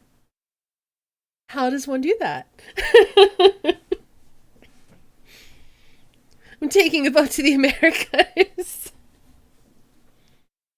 Is it not England's affair, though, madam? For 'tis England's numerous military adventures in that part of the continent that have helped make of it a constant cluster shambles. And until all warring ends and peace is restored, Continentals will evermore come hither seeking refuge. By not offering shelter to these innocent victims of war, are we not being a trifle, well, hypocritical? Tush, Dr. Foreman, do we not see? The only way to win peace for the Continentals is to defeat the Catholic armies who invade their lands. Indeed, has England not already spent enough of our own coin trying to save these Continentals? Are we now to offer them our land and houses as well? Why, we would have naught left for our own poor and indigent. But, madam... Verily, 'tis not right to expect the residents of Lambeth to bear such burdens. 'Tis neither fit nor proper. I will have my husband write to Lambeth Palace at once and demand the Archbishop act to ensure the needs of Englanders come first. Blessed day, Dr. Foreman. Well, I tried. Have you not seen the movie The Witch? I've seen parts of it. I've seen the beginning of it and I got bored. Does it get better? I mean, here's the thing. She's hard to please. I figure we're not getting her recommendation. I just need... If I can get Emma Sharps and Alice Blaggs, that would be nice. If I can get one of these two and then Humphreys, which is possible. Maybe. We'll see.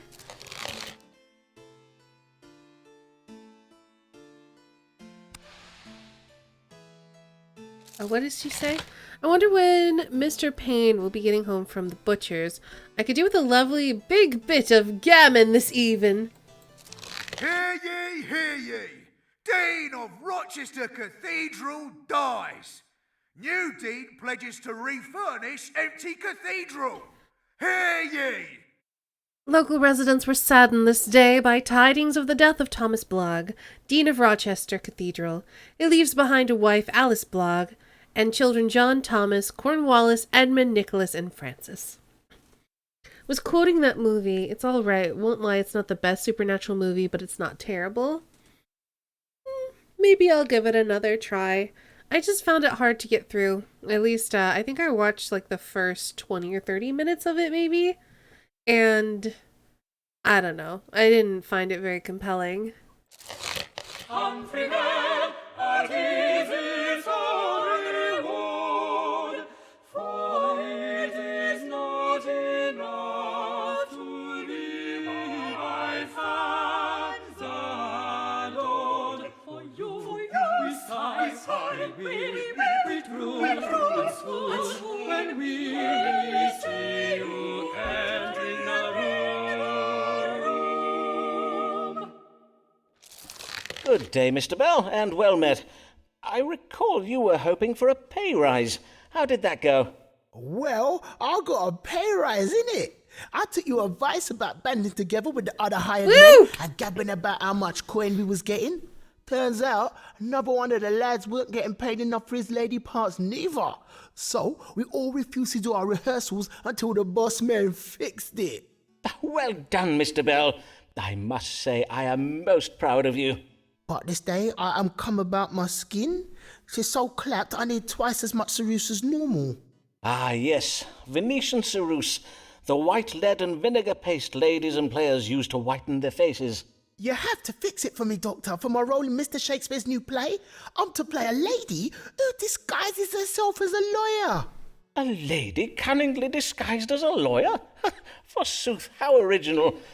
But I see not why you need worry over your complexion. Having a sound grasp of Latin and a talent for eloquence are the usual qualifications of a legal advocate, are they not? Is it verily necessary for this lawyer to have beauty as well? Well, Mr. Burbage seems to think so. These are enlightened times, and we must have confidence in our audience that they will accept, even welcome, the notion of a lady of learning, as long as she be lovely enough to lie with. I see. And 'tis true your skin is looking a little less than lovely at present.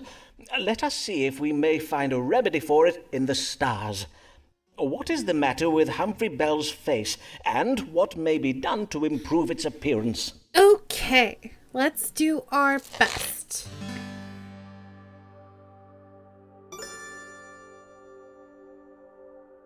Melancholy. No. He's quite pleased. Distemperature of the liver. Poison?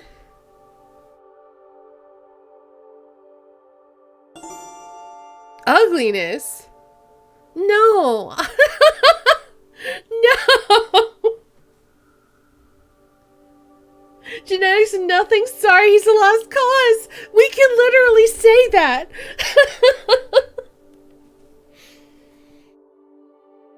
Oh, goodness. I don't want to tell him that.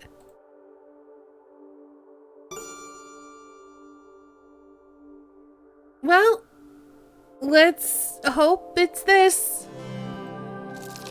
The stars indicate that your skin troubles are occasioned by the ceruse paste you're applying to your face. Oh, that would make sense. The lead it contains is causing your scabs and, if I am not mistaken, some thinning in your hair. But these are merely indications of a greater trouble it is causing. A distemperature of the liver.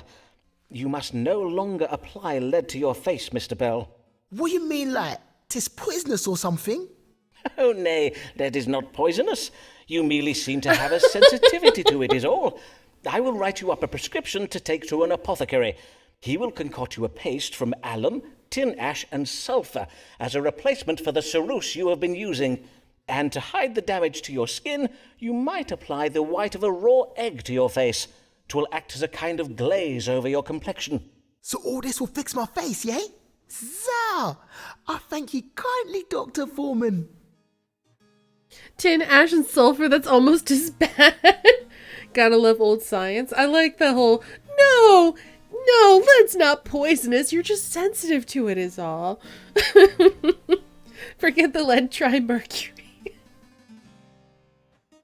Oh gosh, whenever I think of mercury, it reminds me of how people used to use it to do, I forget what it's called, but there's a type of chemistry where you basically need to, you can't do that in air, you have to do it in like a nitrogen environment or something.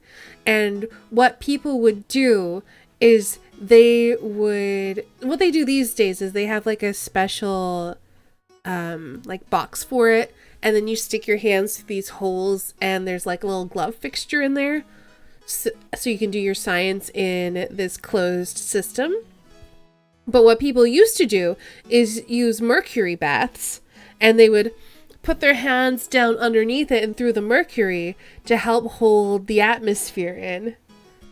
Yeah, they didn't know that mercury was bad.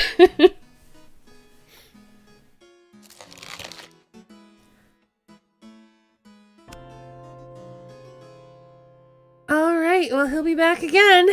I shall be the best man playing at being a woman, playing at being a lawyer Mr. Burbage could ever ask for. Mr. Foreman, doubtless I need not explain why you have been brought before the College of Physicians this day. We have been informed that you persist in practicing medicine without a license, in defiance of the law and in spite of previous warnings given you by myself and my distinguished colleagues. How do you answer this charge? Well, what do you have to say for yourself, Sirrah? I say that I am a good doctor, and that my many years of experience have allowed me to perfect my methods as a true physician. You would dare speak of your methods, Mr. Foreman?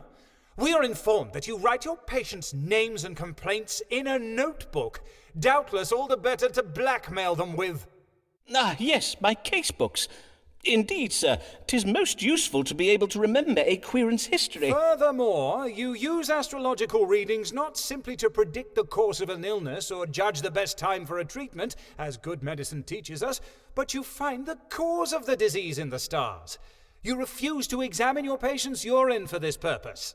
Well, yes, And you would dare claim that in these past years you have gained medical knowledge and skill from mere experience? Then I invite you to provide proof of it now. Oh gosh, okay. You will submit to an examination. Let's do it again. I'm so worried. Which humor does Saturn rule over? I don't remember. Oh no, I don't remember. Chat, help me. What does Saturn rule over? I don't remember. I don't want to lose.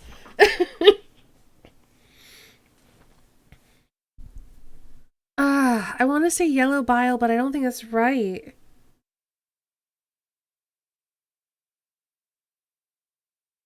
Help. Help. Every time I think of Mercury, it reminds me of the time when people used to use it as a laxative.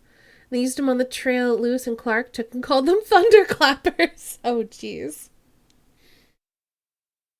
We were supposed to be paying attention. It's black bile? Are you guessing or are you sure? I didn't realize that I thought they were only going to quiz me the once. I should have known they were going to quiz me again.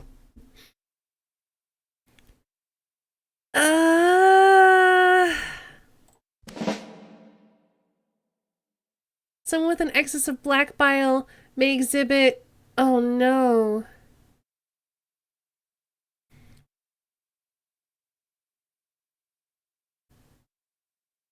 I don't think that's right, Seb. Melancholy? That's what I'm thinking too. Because, sanguine would be too much blood. Cholera, I think, is too much yellow bile. And vexing is probably phlegm. So... Planet rules intelligence. Is it Mercury? I think it's gotta be Mercury.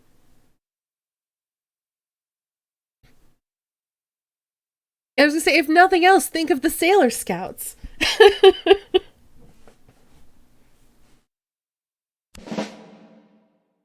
Zodiac rules the head.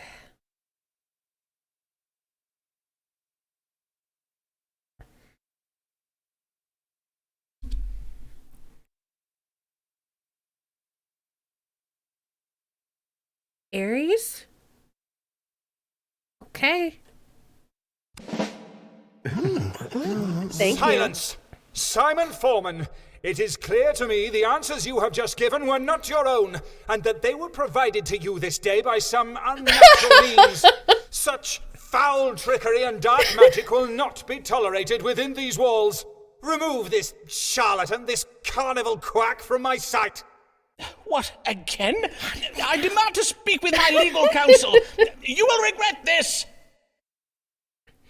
They knew that. I feel like that's a, hey, y'all Googled this, but no, I'm consorting with chat demons. Sir, it was with a shock and distress that my dear husband Lancelot and I did learn of your current situation, but worry not, Dr. Foreman, for you will be freed from jail this very day. When I reminded Lancelot of how well you have served him over the years, he did not hesitate in bidding his father, Sir Alfred Moore, to exert his influence upon your behalf, but Sir Alfred does warn that the College of Physicians cannot be obstructed for long, and that you verily ought to procure a medical license. Your querent and most assured friend, Emma Moore. Alice Black has suffered woe. Life has brought her very low. Mayhap there be some solution, though. Read the stars and we shall know. Well met, Alice, dear friend. Since your husband's death, I have oft thought of you. Fare you well? Oh, Foreman, I am sorry for not coming to see you sooner, for I was grateful for your warning about Blag's illness. It gave me the sense to bide with him in his final hours. It was only then that I did realize how much I did love the old fool. Despite his mump-headed nature and his leaving me and the children with not a penny between us. But the day after he passed, I came upon a note he had writ for me. I warrant that was your idea, was it, Foreman? It may have been. Then I thank ye for it, Simon.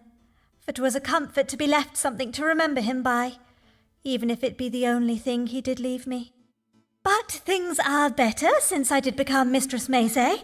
Then you have remarried? Aye, 'twas the only means of putting a roof over our heads and meat in our bellies. And Mr. Macy is a kind man. Oh, but Foreman, we may not have our roof much longer. Macy has threatened to leave me. Uh-oh. The brute! Well, to be fair, I suppose I did fail to apprise him of the full extent of Blag's debts, which are, as you know, not inconsiderable. But what am I to do about it now? Ah, yes, of course.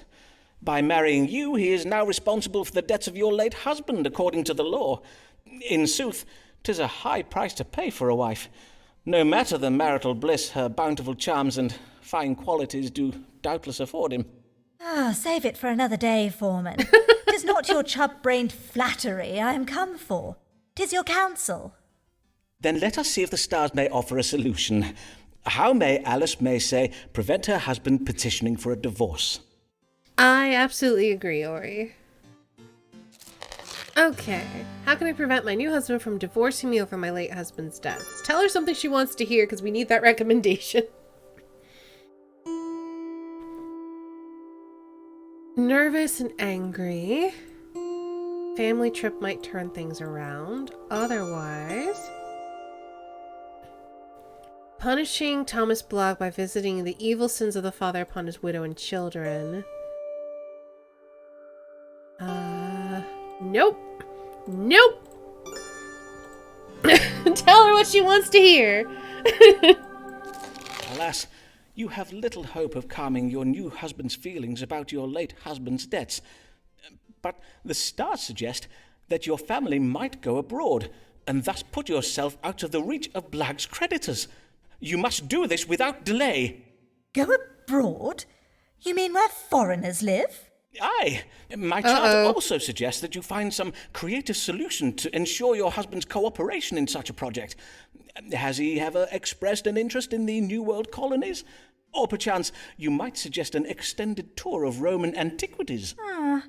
Nay, but I will put my mind to it. But if we do go abroad, this is doubtless the last time I shall ever see you, Foreman. Yep. I knew that was gonna happen. Okay. Letter recommendation. We just need one more. We just need one more letter of recommendation. Probably either from Bell or Sharp. That's 1, 2, 3, 4, 5, 6. Yeah, that puts it at 7, and we need 8. We might actually do this. There's a chance. Hear ye, hear ye. Nation mourns death of beloved Queen. King James of Scotland tipped to succeed to the English throne. Hear ye. Time to buy that recommendation. I'm doing my best. All England is in mourning as news spreads of the death of our beloved sovereign. Queen Elizabeth Tudor, oft referred to as Good Queen Bess by her subjects, expired of natural causes on this day, the 24th of March in the year of our Lord 1603. Although Her Majesty left no heir nor named a successor, her cousin and nearest blood relation, 57-year-old James Stuart, King of Scotland, is rumored to be travelling down from Edinburgh to be crowned King of England later this week. Humphrey Bell, you must not take so ill, for though your beauty does fade, we do adore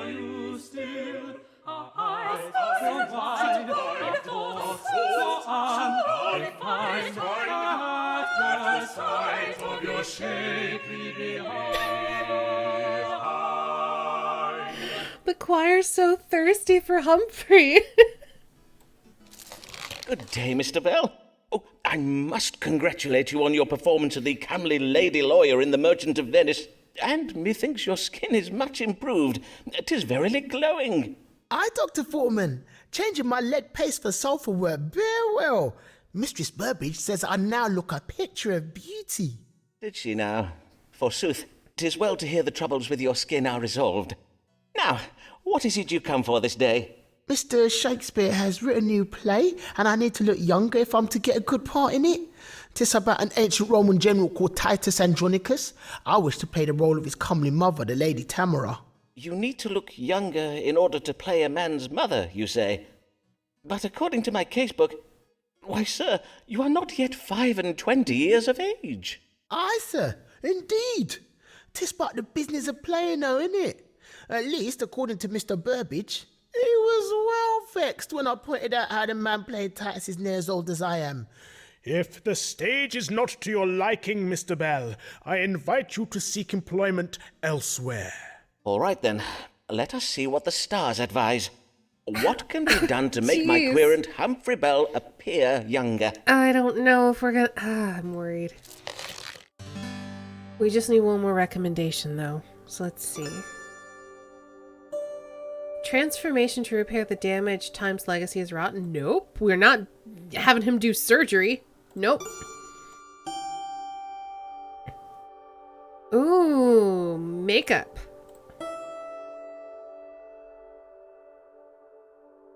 Something refined that has been obtained from a foreign country can help him appear younger, but there is cruelty involved. I'm guessing that's like Botox or some sort of toxin.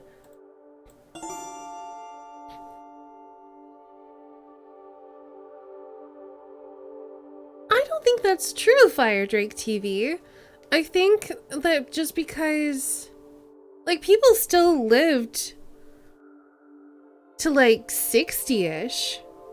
It's just that there was the rate of infant mortality was so high that it skewed the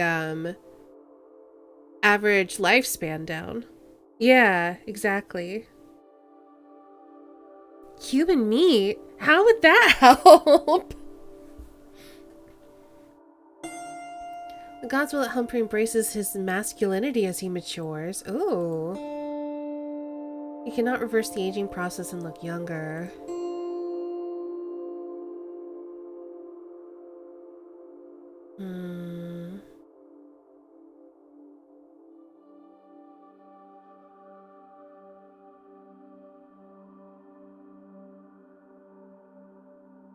I'm leaning towards C.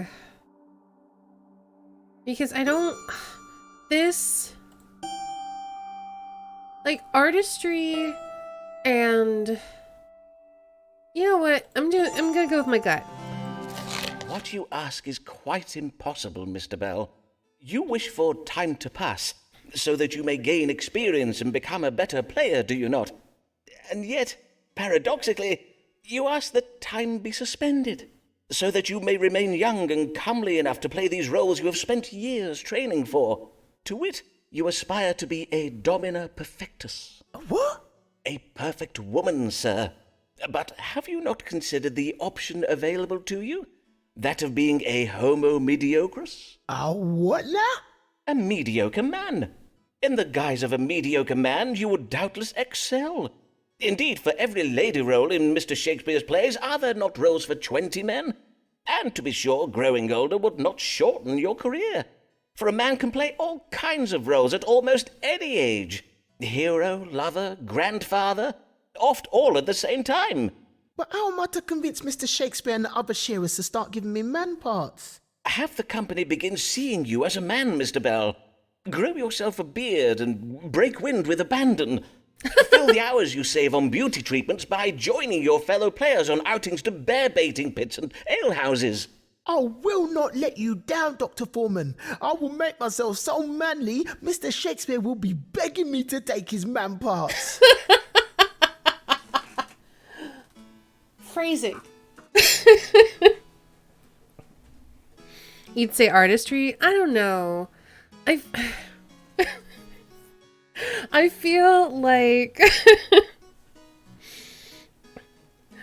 I feel like suggesting a cruel, like, it's just buying time, right?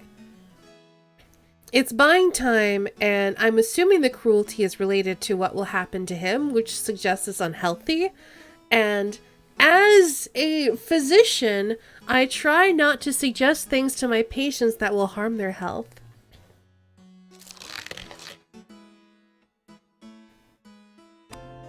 Ooh, okay. We're very close to getting a recommendation, so it's possible.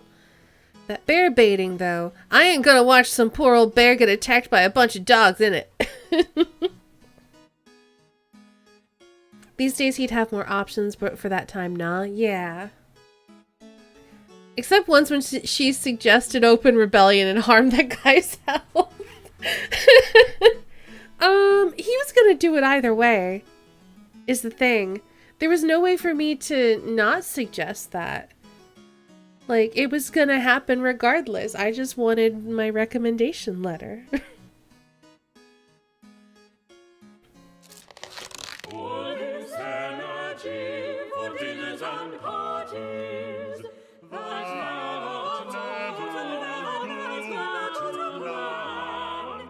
Say, can you conceive of what could be achieved if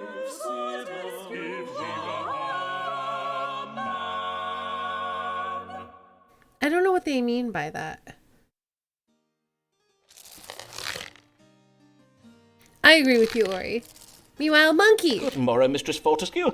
How may I do you, sir? Oh, Dr. Foreman, I have urgent need of your advice. Oh, woe! I know not what I am to do. On my word, madam, I have never before seen you in such a state. Pray tell, whatever can the matter be? 'Tis my husband, Captain Fortescue. God mend me! He has been implicated in a conspiracy to commit treason. Ah, yes, your husband, Captain Henry Fortescue. He is a great friend of Sir Walter Raleigh, is he not? Oh, methinks I see your problem.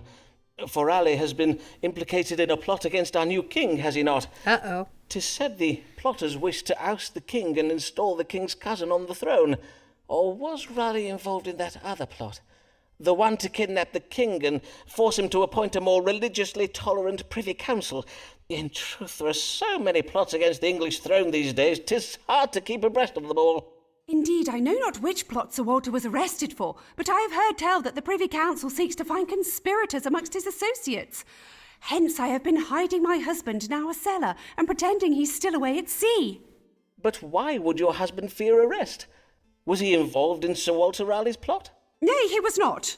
But all London believes that he and Sir Walter are very great friends. Ah, yes, I see. But what of your own friends, Mistress Fortescue? All those lords, ladies, and bishops who have so oft graced your table, would they not speak in your husband's defence? Well, dear Emma says she will speak for my husband, but alas, she now has little influence at court on account of some scandals of her own. As for my other acquaintances, they have all disowned me. They decline my invitations, and no one is at home to me when I call upon them. Even Sir Munchalot has stopped speaking to me. Even your parrot, madam? On my word, that is very cold. I beseech you, sir, read the stars and tell me how I might save my husband from arrest. Pray assure me he will be safe. Let us see, then. Is Captain Henry Fortescue in danger of being arrested for treason? If so, what might Mistress Fortescue do to prevent it? Good night, HD. Thanks for hanging out. Flee to the colonies. That might be a suggestion. What was her monkey's name? Because her monkey has a great name as well. How are we not dead yet? We have not yet been caught in the crossfire, but I'm sure that that is inevitable. Okay, Sybil Fortescue is deluded and has lost touch with reality. God will punish Captain Fortescue violently for his part in the conspiracy. The Fortescue family reputation is dead. They will go down in history as traitors. I don't know. Let's look at our other options. King will soon be waging a violent war in a foreign country, thus distracting him from hunting for Raleigh's co-conspirators. Mistress Fortescue may be optimistic about her husband's fate, for the plot against the king will soon be taken far less seriously than it is now. Or,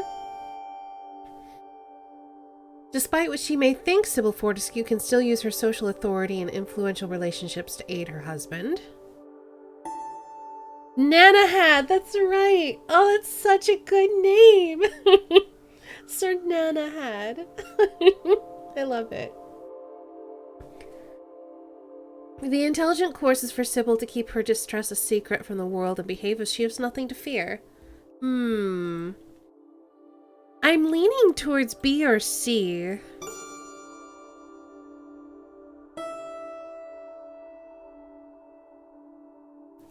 Because, so, I'm pretty sure there's a bunch of violent conflicts that are supposed to be happening at the start of this guy's reign, right?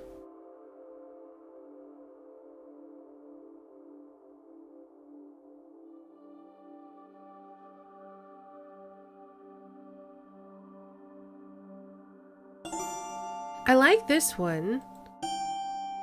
Like, act normal and try to aid your husband. But I also feel like this one's kind of accurate. I mean, it doesn't really matter because we've already got our letter of recommendation, so I can just go with what feels right. I'm going to go with B. Be not so afeard, madam, for the stars show cause for optimism. Whilst your family's situation is grave at present, it will not remain so for long. Oh my days, Dr. Foreman! You cannot imagine how well it is to hear your words. Indeed, given enough time, this plot against the king will be remembered as but a trifling affair. Even King James himself will soon be jesting of it. He will remark, remember you the time Sir Walter Raleigh and his friends tried to snatch away my crown and give it to my cousin? Such japes! Dr. Foreman, I do not think that can be right. I assure you it is, madam, for the king will soon be engaging England in a bloody foreign war so all-consuming that mere domestic political machinations will seem trifling in comparison. On my honour, I truly do wish I could believe what you say, but 'tis well known that King James favours peace and does not intend to engage England in more wars. Don't care. Verily? Yes, verily. Such matters of state have oft been discussed at my table. I must own, Dr. Foreman, that your false assurances do give me no comfort. Okay. No comfort at all, Dr. Foreman. Methinks I shall to Whitehall go and throw myself upon the mercy of the king. Sounds good. Perchance, if I were to sell my jewels, I could have enough coin to bribe a lord of the Privy Council. Good luck.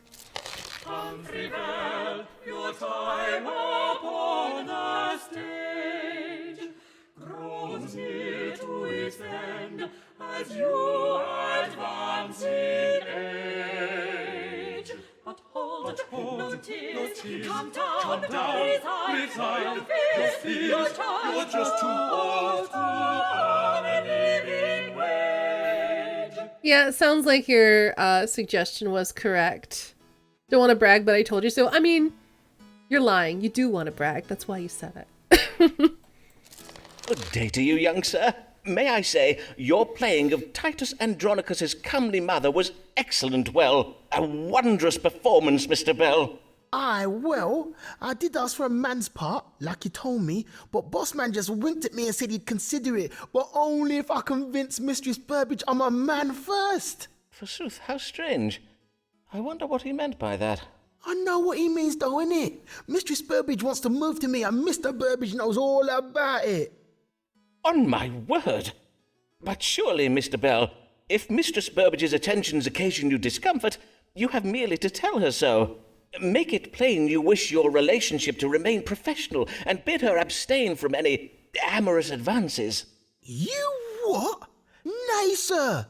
If I hear her, she'll be vexed and I could lose my job. Know you what I mean?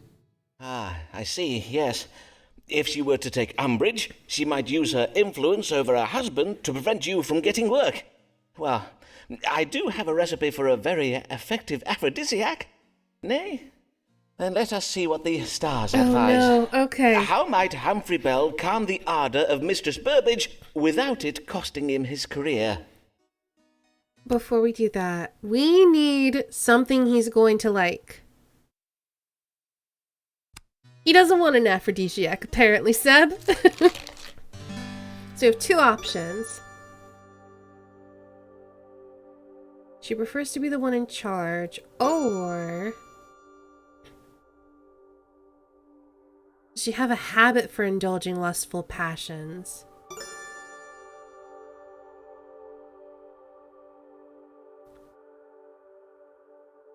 I don't know. It could be either one.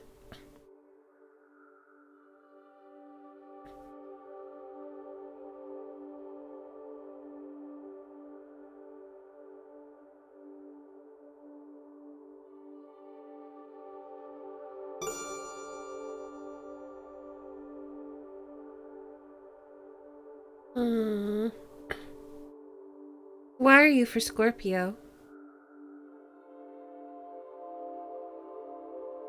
Also, what does everyone else think? I don't know what to do.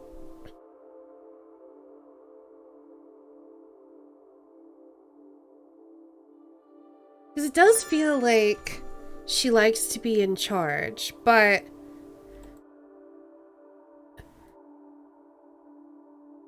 I feel like this one doesn't give him a solution. Posture check.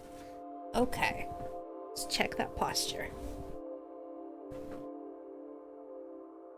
If we have him take charge, that at least gives him an answer. Shall we stretch? All right, then. Let's stretch while we're thinking about it.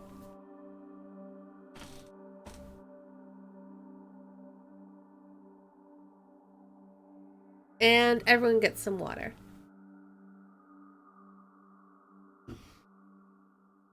But Seb, why do you think this one is helpful? Because if she has a habit, we're basically going to say there's nothing you can do. But at least here we can give him potentially a solution that says, if you take charge, she will lose interest.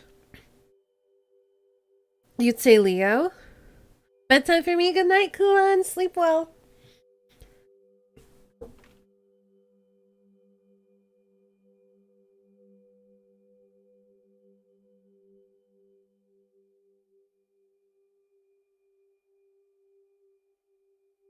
Yeah, it feels pretty arbitrary.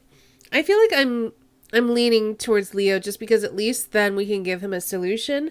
And if it's wrong, it doesn't matter. As long as we get a recommendation.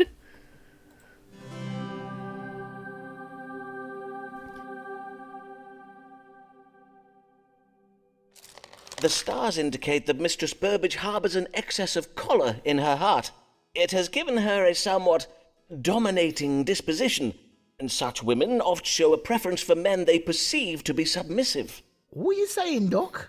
Perchance if you were to adopt a more assertive, commanding demeanour, Mistress Burbage's lustful ardour may be tempered. What you mean, like, be all hench and that? I will not lie, 'tis not me though, innit? You heed me. But you are a skilled player, are you not? Think upon it as a role I have given you, as if all the world's a stage, and you are merely playing. At being, hench, as you so call it. You can do it, Mr. Bell. Aye. Yea, methinks I can. I thank you kindly, Dr. Foreman. I think we got it. As long as we get a... Come on. Yeah! We did it! Next time Mistress Burbage stokes the fire and tells me to take off my doublet, I'll tell her. I'll tell her man's not hot in it.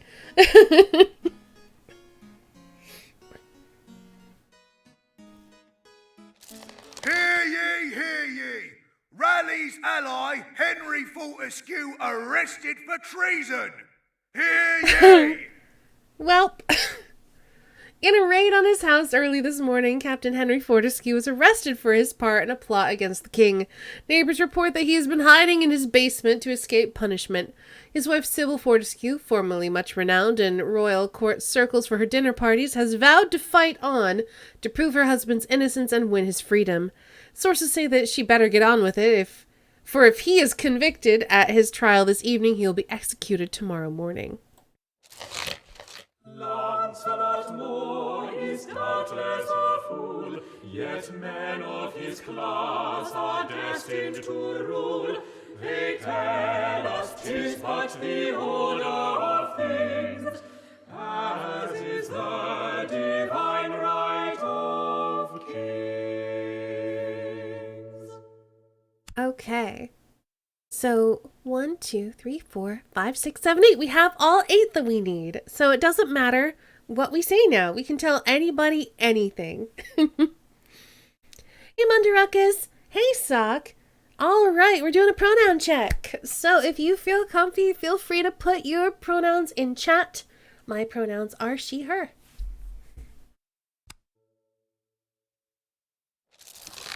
I know, Good we gotta evening, wait. Mr. Moore.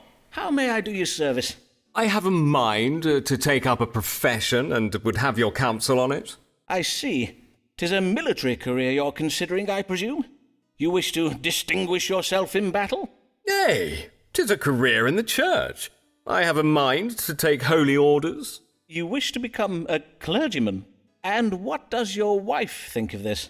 My wife? What wife? Oh, Emma. My mother had the notion that she was poisoning my wine, and there was the most monstrous fight over it. But it was all resolved in the end, for my father did have my marriage annulled. All I had to do was swear to His Grace the Archbishop that my marriage was never consummated.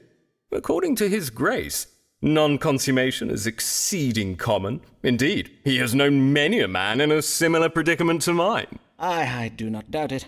By the by, was it also the Archbishop who suggested you embark upon a career in the church? Yea, in point of fact it was.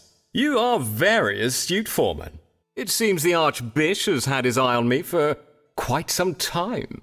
Verily, indeed.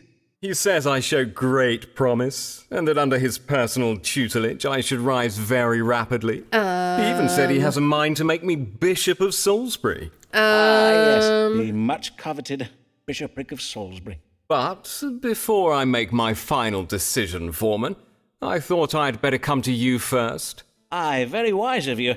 Then let us see what the stars foretell. Would my querent, Lancelot Moore, enjoy success as a clergyman? Let's find out. Apparently, they all sleep around, so he'd probably get on fine with them. Hey, let's see. Hidden motives at work. Promises will be broken.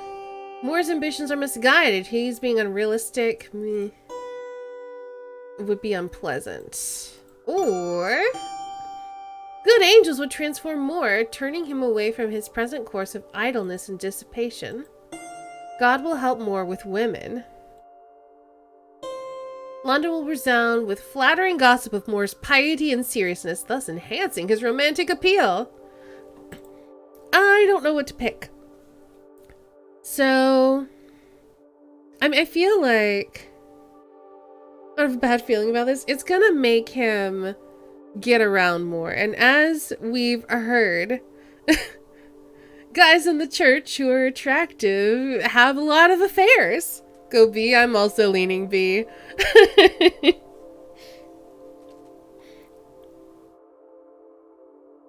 Why not B? Let's do it. You should indeed take holy orders, Mr. Moore. For the stars do indicate that life as a clergyman would transform you.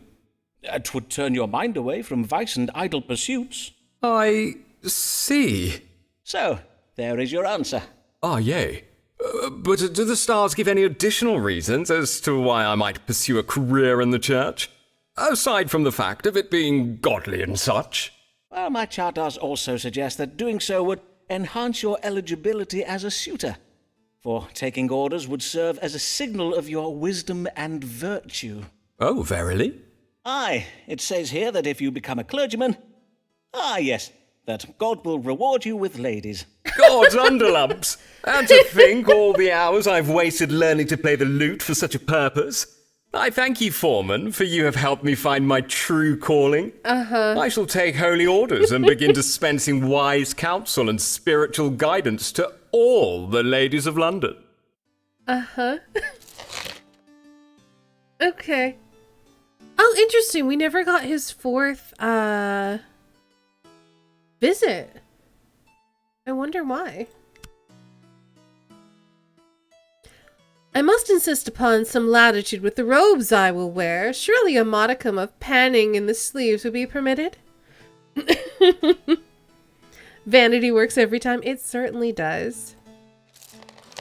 Here comes crafty Emma. What does she ask for now? Many times our it is needless to say how. Despite her sins, may she be saved the rest of what God gave. Here comes crafty Emma. What does she ask for now?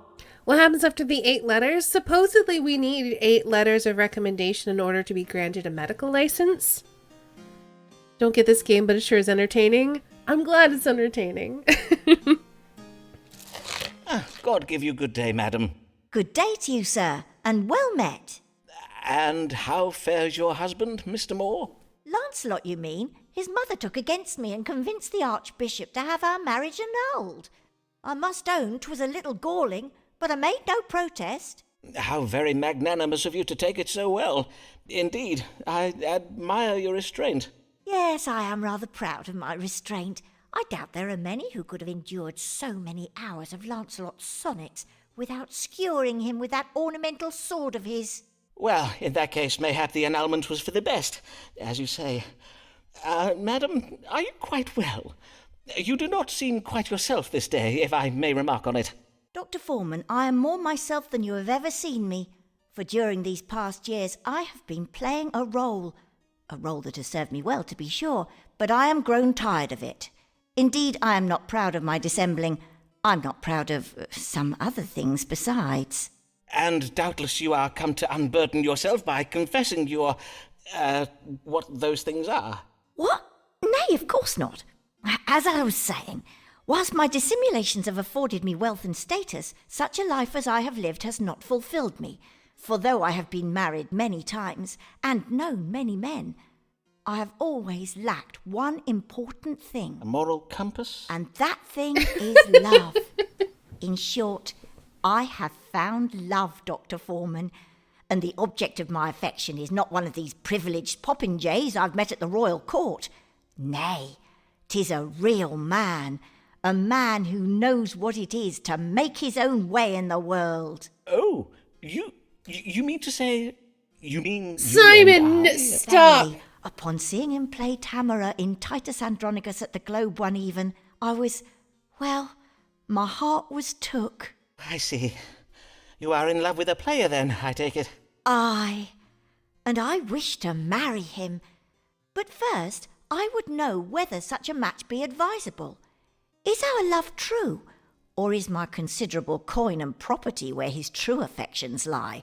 Such a deception would not surprise me in truth. Well, nay, doubtless it would not. Yeah, it's Belle. Let us see whether the stars can tell us. Okay. I've murdered every other one of my husbands, so I feel restrained. Yet I'm getting Dorfromantic. How are you liking it? Love the game, both this and Dorfromantic. I really enjoy Dorfromantic too. I was gonna play some of it today, but I don't think we're gonna have time. Alrighty. Emma's bow hides evil intentions. I don't believe that. Emma's head has been turned. She deludes her hopes. The mind of Emma's beloved is on the coin he would inherit when Emma dies. I don't know why I believe that. He seems like a nice boy.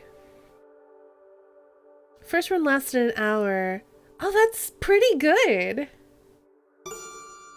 Let's see.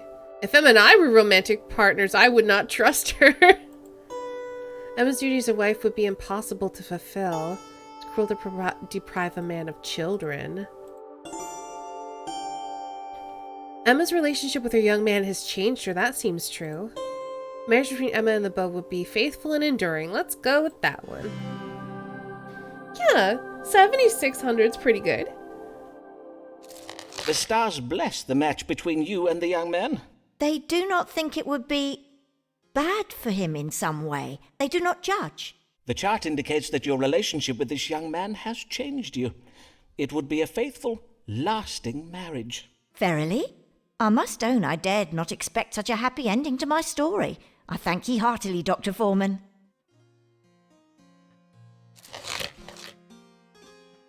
Oh! We got Emma's letter of recommendation too! That's not bad. I shall this even to the playhouse go and ask my Humphrey to ask me to marry him. Humphrey Bell, our thoughts we must disclose. Though your acting is fine, you were to marry close. Oh jeez, Gabe, you're so thirsty. Sit down, recline upon this couch and take a little wine. Good day, Mr. Bell. I see here in my notes the last time you came to us for counsel regarding Mistress Burbage and her tender advances. Aye, and your advice to be dominating her were very well. This made Mr. Burbage start seeing me in a whole new light, innit? He was well impressed when I told her to go make me some pottage before rehearsal. If you are so eager to comport yourself like a man, Humphrey, methinks 'tis time you did so upon the stage. Hooray! I see. So, as well as resolving the matter with Mistress Burbage, you have also been promoted to playing male roles now. On my word, that is very well to hear. 'Tis about another lady I'm come this day. 'Tis a member of the audience who comes to all my performances and brings me flowers and sweetmeats. A mature lady. A widow, innit? Another one. On my word, you are most ill-fortuned, Mr. Bell. Verily, are no young players safe these days from being preyed upon by lecherous old ladies? 'Tis not all ladies, Dr. Foreman. Not this one, anyways. Emma ain't like any of the other ladies I've met. In truth, Dr. Foreman, we wish to be wed. I love her, innit? Then what is your trouble? Well, I've heard tell of some vexing things. There are them that say she has a heart of stone and only marries to get her hands on a man's money, though I have none, and she's very rich. But she has been widowed many times, and there's even a rumour saying she's had a hand in her husband's deaths. Oh, verily? How shocking. Aye, I must own to being a trifle shook by it, and maybe a bit excited as well, but mainly shook, innit? Doubtless you are, for 'tis most frightening if there be any truth to these rumours. We must consult the stars and see whether it be wise for you to marry. Should Humphrey Bell wed this wealthy widow, and what will become of him if he does? I like the, oh, is that so? Like the very flat tone in which he delivered that was fantastic. Okay. Instincts have changed. Rumors about the lady are cruel, maybe.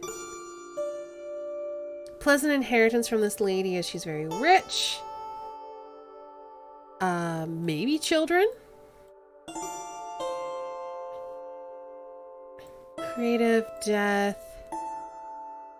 I don't think she has any reason to want to kill him, though, right?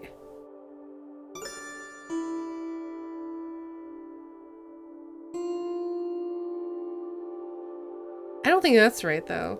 Let's B? Because the rumors seem like they're accurate, but she has had a change of heart, right? Yeah, I'm gonna go with B. Mr. Bell, it has been my privilege to guide you over the years in matters of work and in life. Wisely, I hope, but certainly with the greatest sense of care for your well-being. Indeed, I have come to think of you as a father might think of a son. 'tis a responsibility I have not taken lightly, and in Nano, loco hello. parentis, as it were, I feel an Yazzie. obligation to... Sir, begging your pardon. Your streamers are great. Thank you so much, and thank you so much for the 6 months. How are you, Nano? Pardon, sir, but I'm going to stop you right there because I need to know, innit? Should I marry Emma or not? The stars bless the match between you and this widow, Mr. Bell. Forsooth, she is, let us be frank, wondrous wealthy.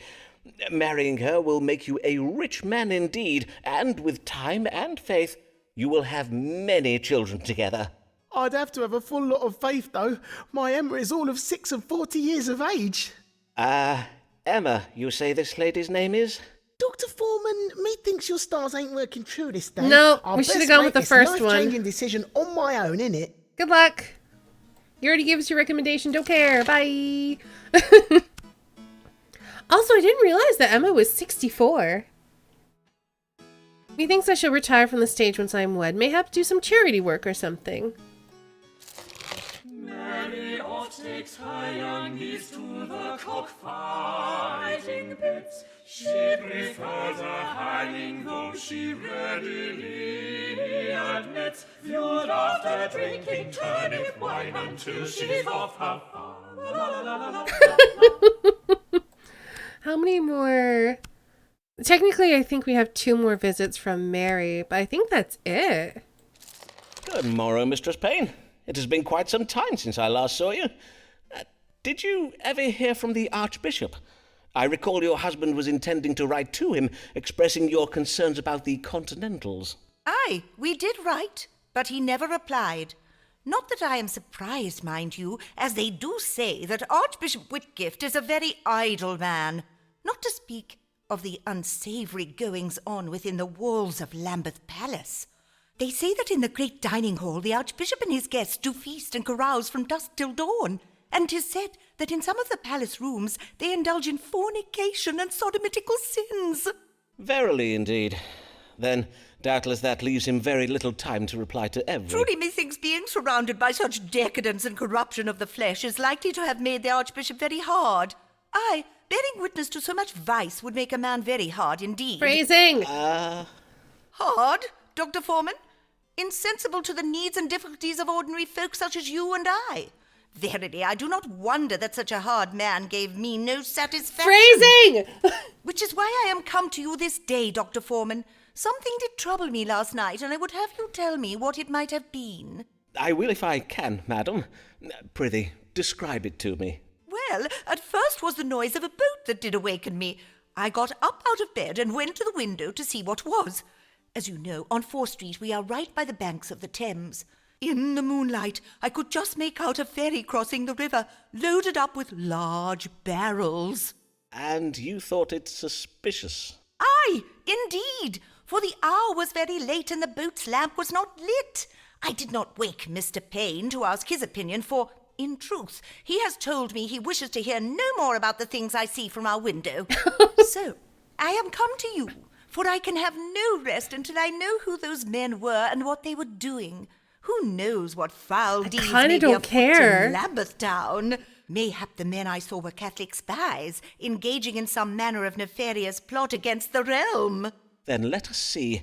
What does God have to say regarding this boat you saw crossing the Thames last night? Was it some kind of elaborate Catholic plot, or is there a more likely explanation? I wonder. Okay, what does this say? Unpleasant and delusional, wants to change the world. Unhappy with her children, maybe. Questionable province. Disloyal. No. Nope. Nope. Nope. Hey, get out. I don't want to make you happy. Get out. Madam, we must approach this in a calm, reasonable manner. If a grand plot against the realm were afoot, is it likely that it would be taking place at the end of your street? How now, Mistress Payne? There is surely a perfectly innocent explanation for a boat with a broken lamp crossing a river at night. Then the stars say 'twas no Catholic plotters at work. Mistress Payne, I must wonder whether there be a reason for your grand imaginings of Catholics around every corner could cause plotting real against harm, the English though. realm. Might this fixation be occasioned by painful affairs close to home that you would rather not think on? For instance, mayhap you have a son who has lately not writ you a letter. I do assure you, loneliness at your time of life is quite normal. Many women in your situation do oft call upon their doctors when they feel... Hold, sir. I am a very busy woman and I take my responsibility to my community most seriously. I have not the time for, nor do I appreciate your idle speculations regarding my domestic affairs. Mark me, Dr. Foreman, if it verily was a band of Catholic conspirators I saw last night, 'twill not be the last we hear of them. Yeah. Don't care. Waffle-faced tulip huggers me think such japes. Hear ye, hear ye! Catholic terror plot to blow up Parliament What? foiled! What? It was Catholics? Discovered in cellar! Hear ye! It was the Catholics! Disturbing reports just in from Westminster that barrels of gunpowder were discovered in a cellar under the Houses of Parliament late last night. Sources indicate that this gunpowder plot was a Catholic conspiracy led by Robert Catesby and assisted by a Continental by the name of, Guido Fawkes, Guy Fawkes. Oh, is the gunpowder and treason plot. Okay. 'Tis well to jest at merry pain, 'tis well to sneer and mock, until her views become the norm, then 'twill be quite a shock. But for now let's laugh at her, and how her niece laughs. How her niece laughs. Jeez. Game. Now she's back to rub it in, I guess so. I didn't realize it was the 5th of November. Good day, Mistress Payne. You seem in good cheer. That I am, Dr. Foreman. This day I am taking my niece on a lovely outing to see the cockfighting in Vauxhall. Oh, that kind of There is a cockpit in Vauxhall now, is there? Aye, and a very fine one. And I did think we need a nice day out to turn our minds away from that terrible affair of the Catholics plotting to blow up the Houses of Parliament. And my niece does so love the cocks. Phrasing. Doubtless, madam. And the gunpowder plot was indeed a terrible business. They say it was the doings of a group of young Catholic nobles from the Midlands, do they not? And that the gunpowder was ferried across the Thames at Lambeth under cover of darkness. Doubtless, 'twas the very same boat I did tell you about, Dr. Foreman. Probably. And as I recall, 'twas your opinion that what I saw was naught but an idle fancy. Don't care. On my honour, Dr. Foreman, I warrant you would not be so quick to dismiss my concerns now. I will dismiss all of your Indeed, concerns after this forever because I frightening dislike affair you. with the gunpowder, many folks in Lambeth are paying heed to my warnings about Catholics and Continentals. Doubtless, madam, but this day your concern should be your health. For I do remark that your eyes are red and irritated in appearance, and you seem troubled with a hacking cough. For how long have you had these troubles? Only these past few days, and as well as my eyes and my cough, I do also find it a trifle vexing to breathe. Then let us now consult the stars. What ails Mistress Mary Payne? Okay, let's see. Bloodshot eyes. Nope. Noxious odors. Green sickness.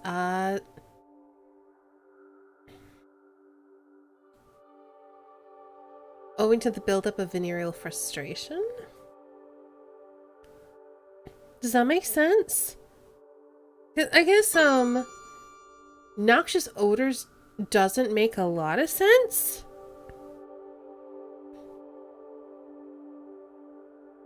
Actually, kind of does. Eyes itch and cough, I find it hard to breathe. Noxious odors makes the most sense. Ah, madam, your symptoms are occasioned by noxious odours. Most likely you did lately inhale a large volume of smoke. Mayhap your chimney requires cleaning. Indeed it does not, Dr. Foreman. My cleanliness is unimpeachable. I have my maidservant scour the house from top to bottom every day. Ah, then I cannot be sure what has occasioned your... Hold. What is that acrid odour? Methinks it does emanate from your clothing.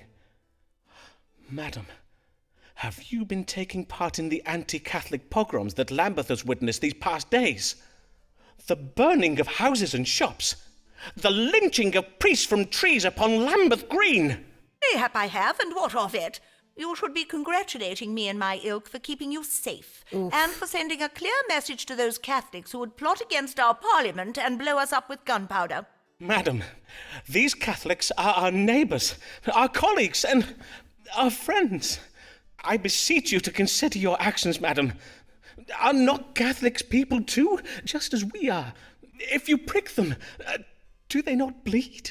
Aye, and their flesh does burn the same and all. I fear I do not follow your reasoning, Dr. Foreman. Are they not subject to the same diseases, healed by the same cures as we are? And if not cured, then, alas, taken so soon, so needlessly. I did never have the chance to... Oh, my sweet Avis, can you ever forgive me? Is something the matter with you, Dr. Foreman? On my honour, you do seem most troubled. Mayhap you should be going to consult with a doctor yourself. God keep you well, Dr. Foreman. Blessed day. Welp. Mayhap we make a list of which shops and taverns are Catholic-owned. Methinks our actions could be a trifle more organized. Yeah, she's here to be detested. Hear ye! Hear ye! London struck by plague. Playhouses closed by order of the king. Hear ye! Oh no. Be advised that if you are experiencing any of the following plague symptoms, fever, abdominal pain, lumps on your groin, oozing foul pus, send word to the local authorities and a team of carpenters will be dispatched to your place of residence to board up your house so that you may not roam about infecting others. Please ensure loved ones are ready to be deposited in the plague cart when it passes each evening.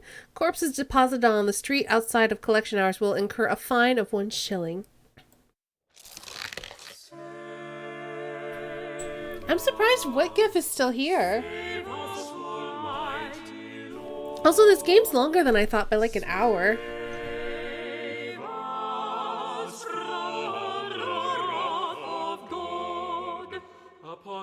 He hath wrought his vengeance and justice, rest in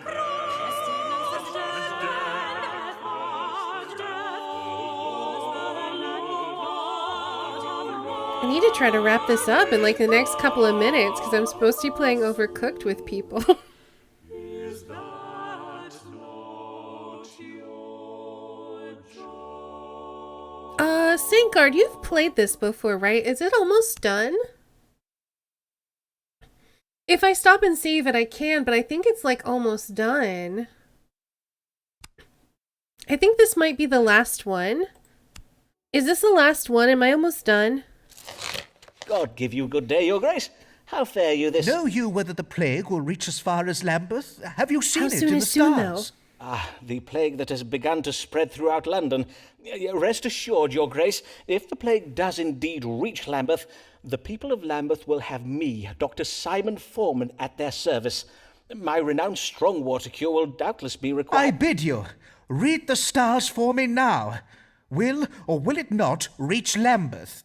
Of course, as it pleases your grace. It's been a year. Let Okay. us see what the stars have to say. Will the London plague reach beyond the city walls to Lambeth? All right, let's read the stars and make a quick decision. Not credible. Punishment for our sins. That will pass. Stay in Lambeth to help fight the plague.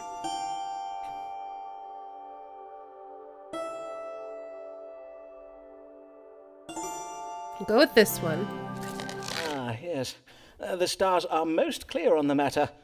Very clear indeed. Then what do they say? Tell me!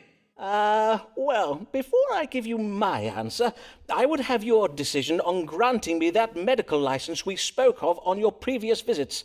I am sorry, your grace, but I must insist upon it.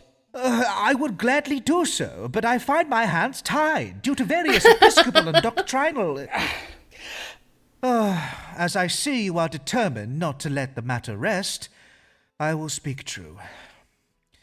Some years ago, the Queen's physician, Dr. Richard Smith, did write me a letter on behalf of the College of Physicians. He warned me in the strongest terms against granting you a medical license. So you see, I cannot grant you a license without raising the ire of the College of Physicians. But... Now, Dr. Foreman. Doubtless you are thinking that a man of my position, one of the most powerful men in England, should not be so easily put off by such a letter. However, and methinks you know this from your own experience, the college is a terrifying organization that will stop at nothing to get their way.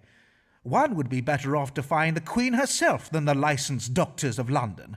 For whilst our Lord God in heaven may be merciful, the College of Physicians is not. Aye, verily, I must own that what you say is very true. But mayhap I will furnish you with a letter of recommendation to the University of Cambridge. They may confer upon you a medical degree, and thereby a medical license. I thank you, Your Grace. Now, prithee, answer my question. I have bad news, Your Grace. Lambeth will not escape the plague this time. Things are quiet now, but as I learned during the plague of '92, events may change apace. You must leave Lambeth before it's too late. I feared as much. I must begin preparations for the removal of the palace household to Sussex. Before you go, Your Grace, I believe you were intending to write me a letter of recommendation. Well, indeed, I will reflect on the quality of advice you have given me over the years, and if I judge that you have acted with some skill, then I will have my new chaplain, Lancelot Moore, draft you a letter of recommendation and have it sent to you. Okay. Good day, Dr. Foreman. Bye. Alright. I will deliver a sermon on the lessons we might learn from Noah and the flood. Sir, I thank you for your recent submission of several letters of recommendation. I am pleased to inform you that these letters, being of sufficient quality and number, have been credited toward the obtention of a medical degree. Please find the enclosed your license to practice medicine. Foreman gained a license to everyone's surprise. A true and proper doctor at last legitimized. But now he's risen up so far from whence he began. We'll be common folk still, see Foreman as our man. You cannot board up my house! 'Tis not a plague house! You are mistaken! I do not have the plague! I think someone's Let knocking me at out the of door. Here. Wait. No, you know Oh, who no, I he's am, you knocking. fools. Oh. I am Simon Foreman, Doctor of Astrology and Physic. Fie upon those ungrateful wretches. Have I not always been there for them when they needed me? Am I not the doctor who risked his life to cure them during the plague of '92, when all the other doctors and their high-born friends fled London and left them to die? Indeed, mayhap next time I will think again before risking my life in the service of the townsfolk, if this is the way I'm to be repaid. And forsooth, if my deeds are so easily forgotten by the living, what chance is there for my work to be remembered by generations to come? What will the world know of me once I'm gone?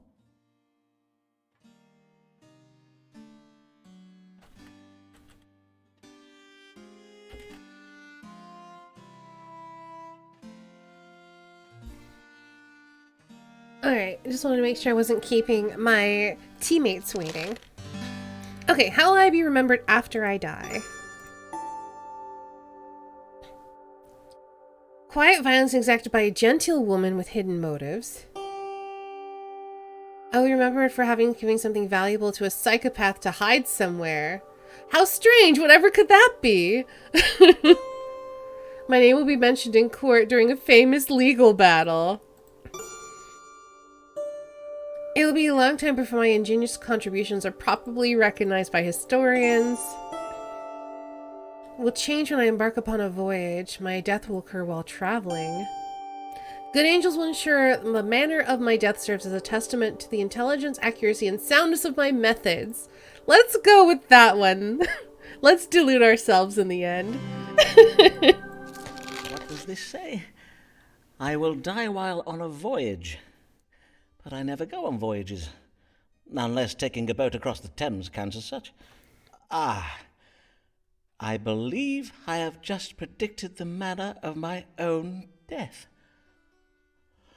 Well then, I had better note that down in my casebook, so that after my death 'twill be clear how truthful and accurate my astrological predictions verily are. For indeed, 'tis sure that after my death my casebooks will be pored over and studied with great interest. For my work is of great historical importance, and now that I have a medical license, not even the College of Physicians has the power to discredit me.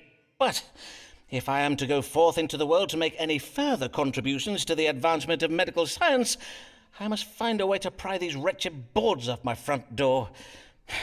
William! William! Fetch me a crowbar! Okay.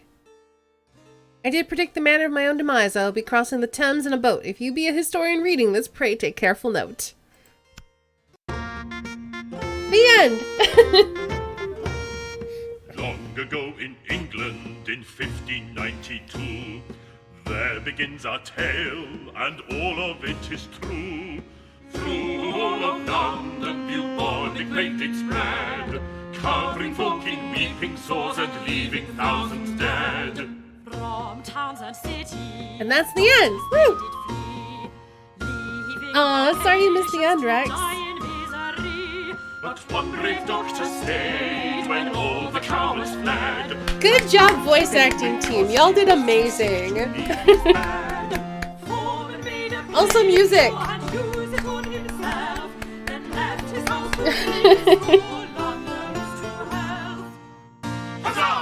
And the singers! Woo! Y'all did great!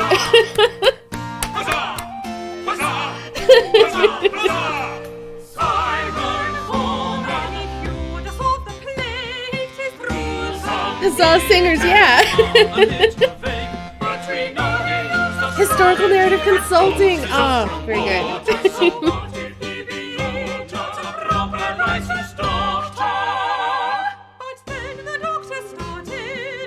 Oh, that was so fun.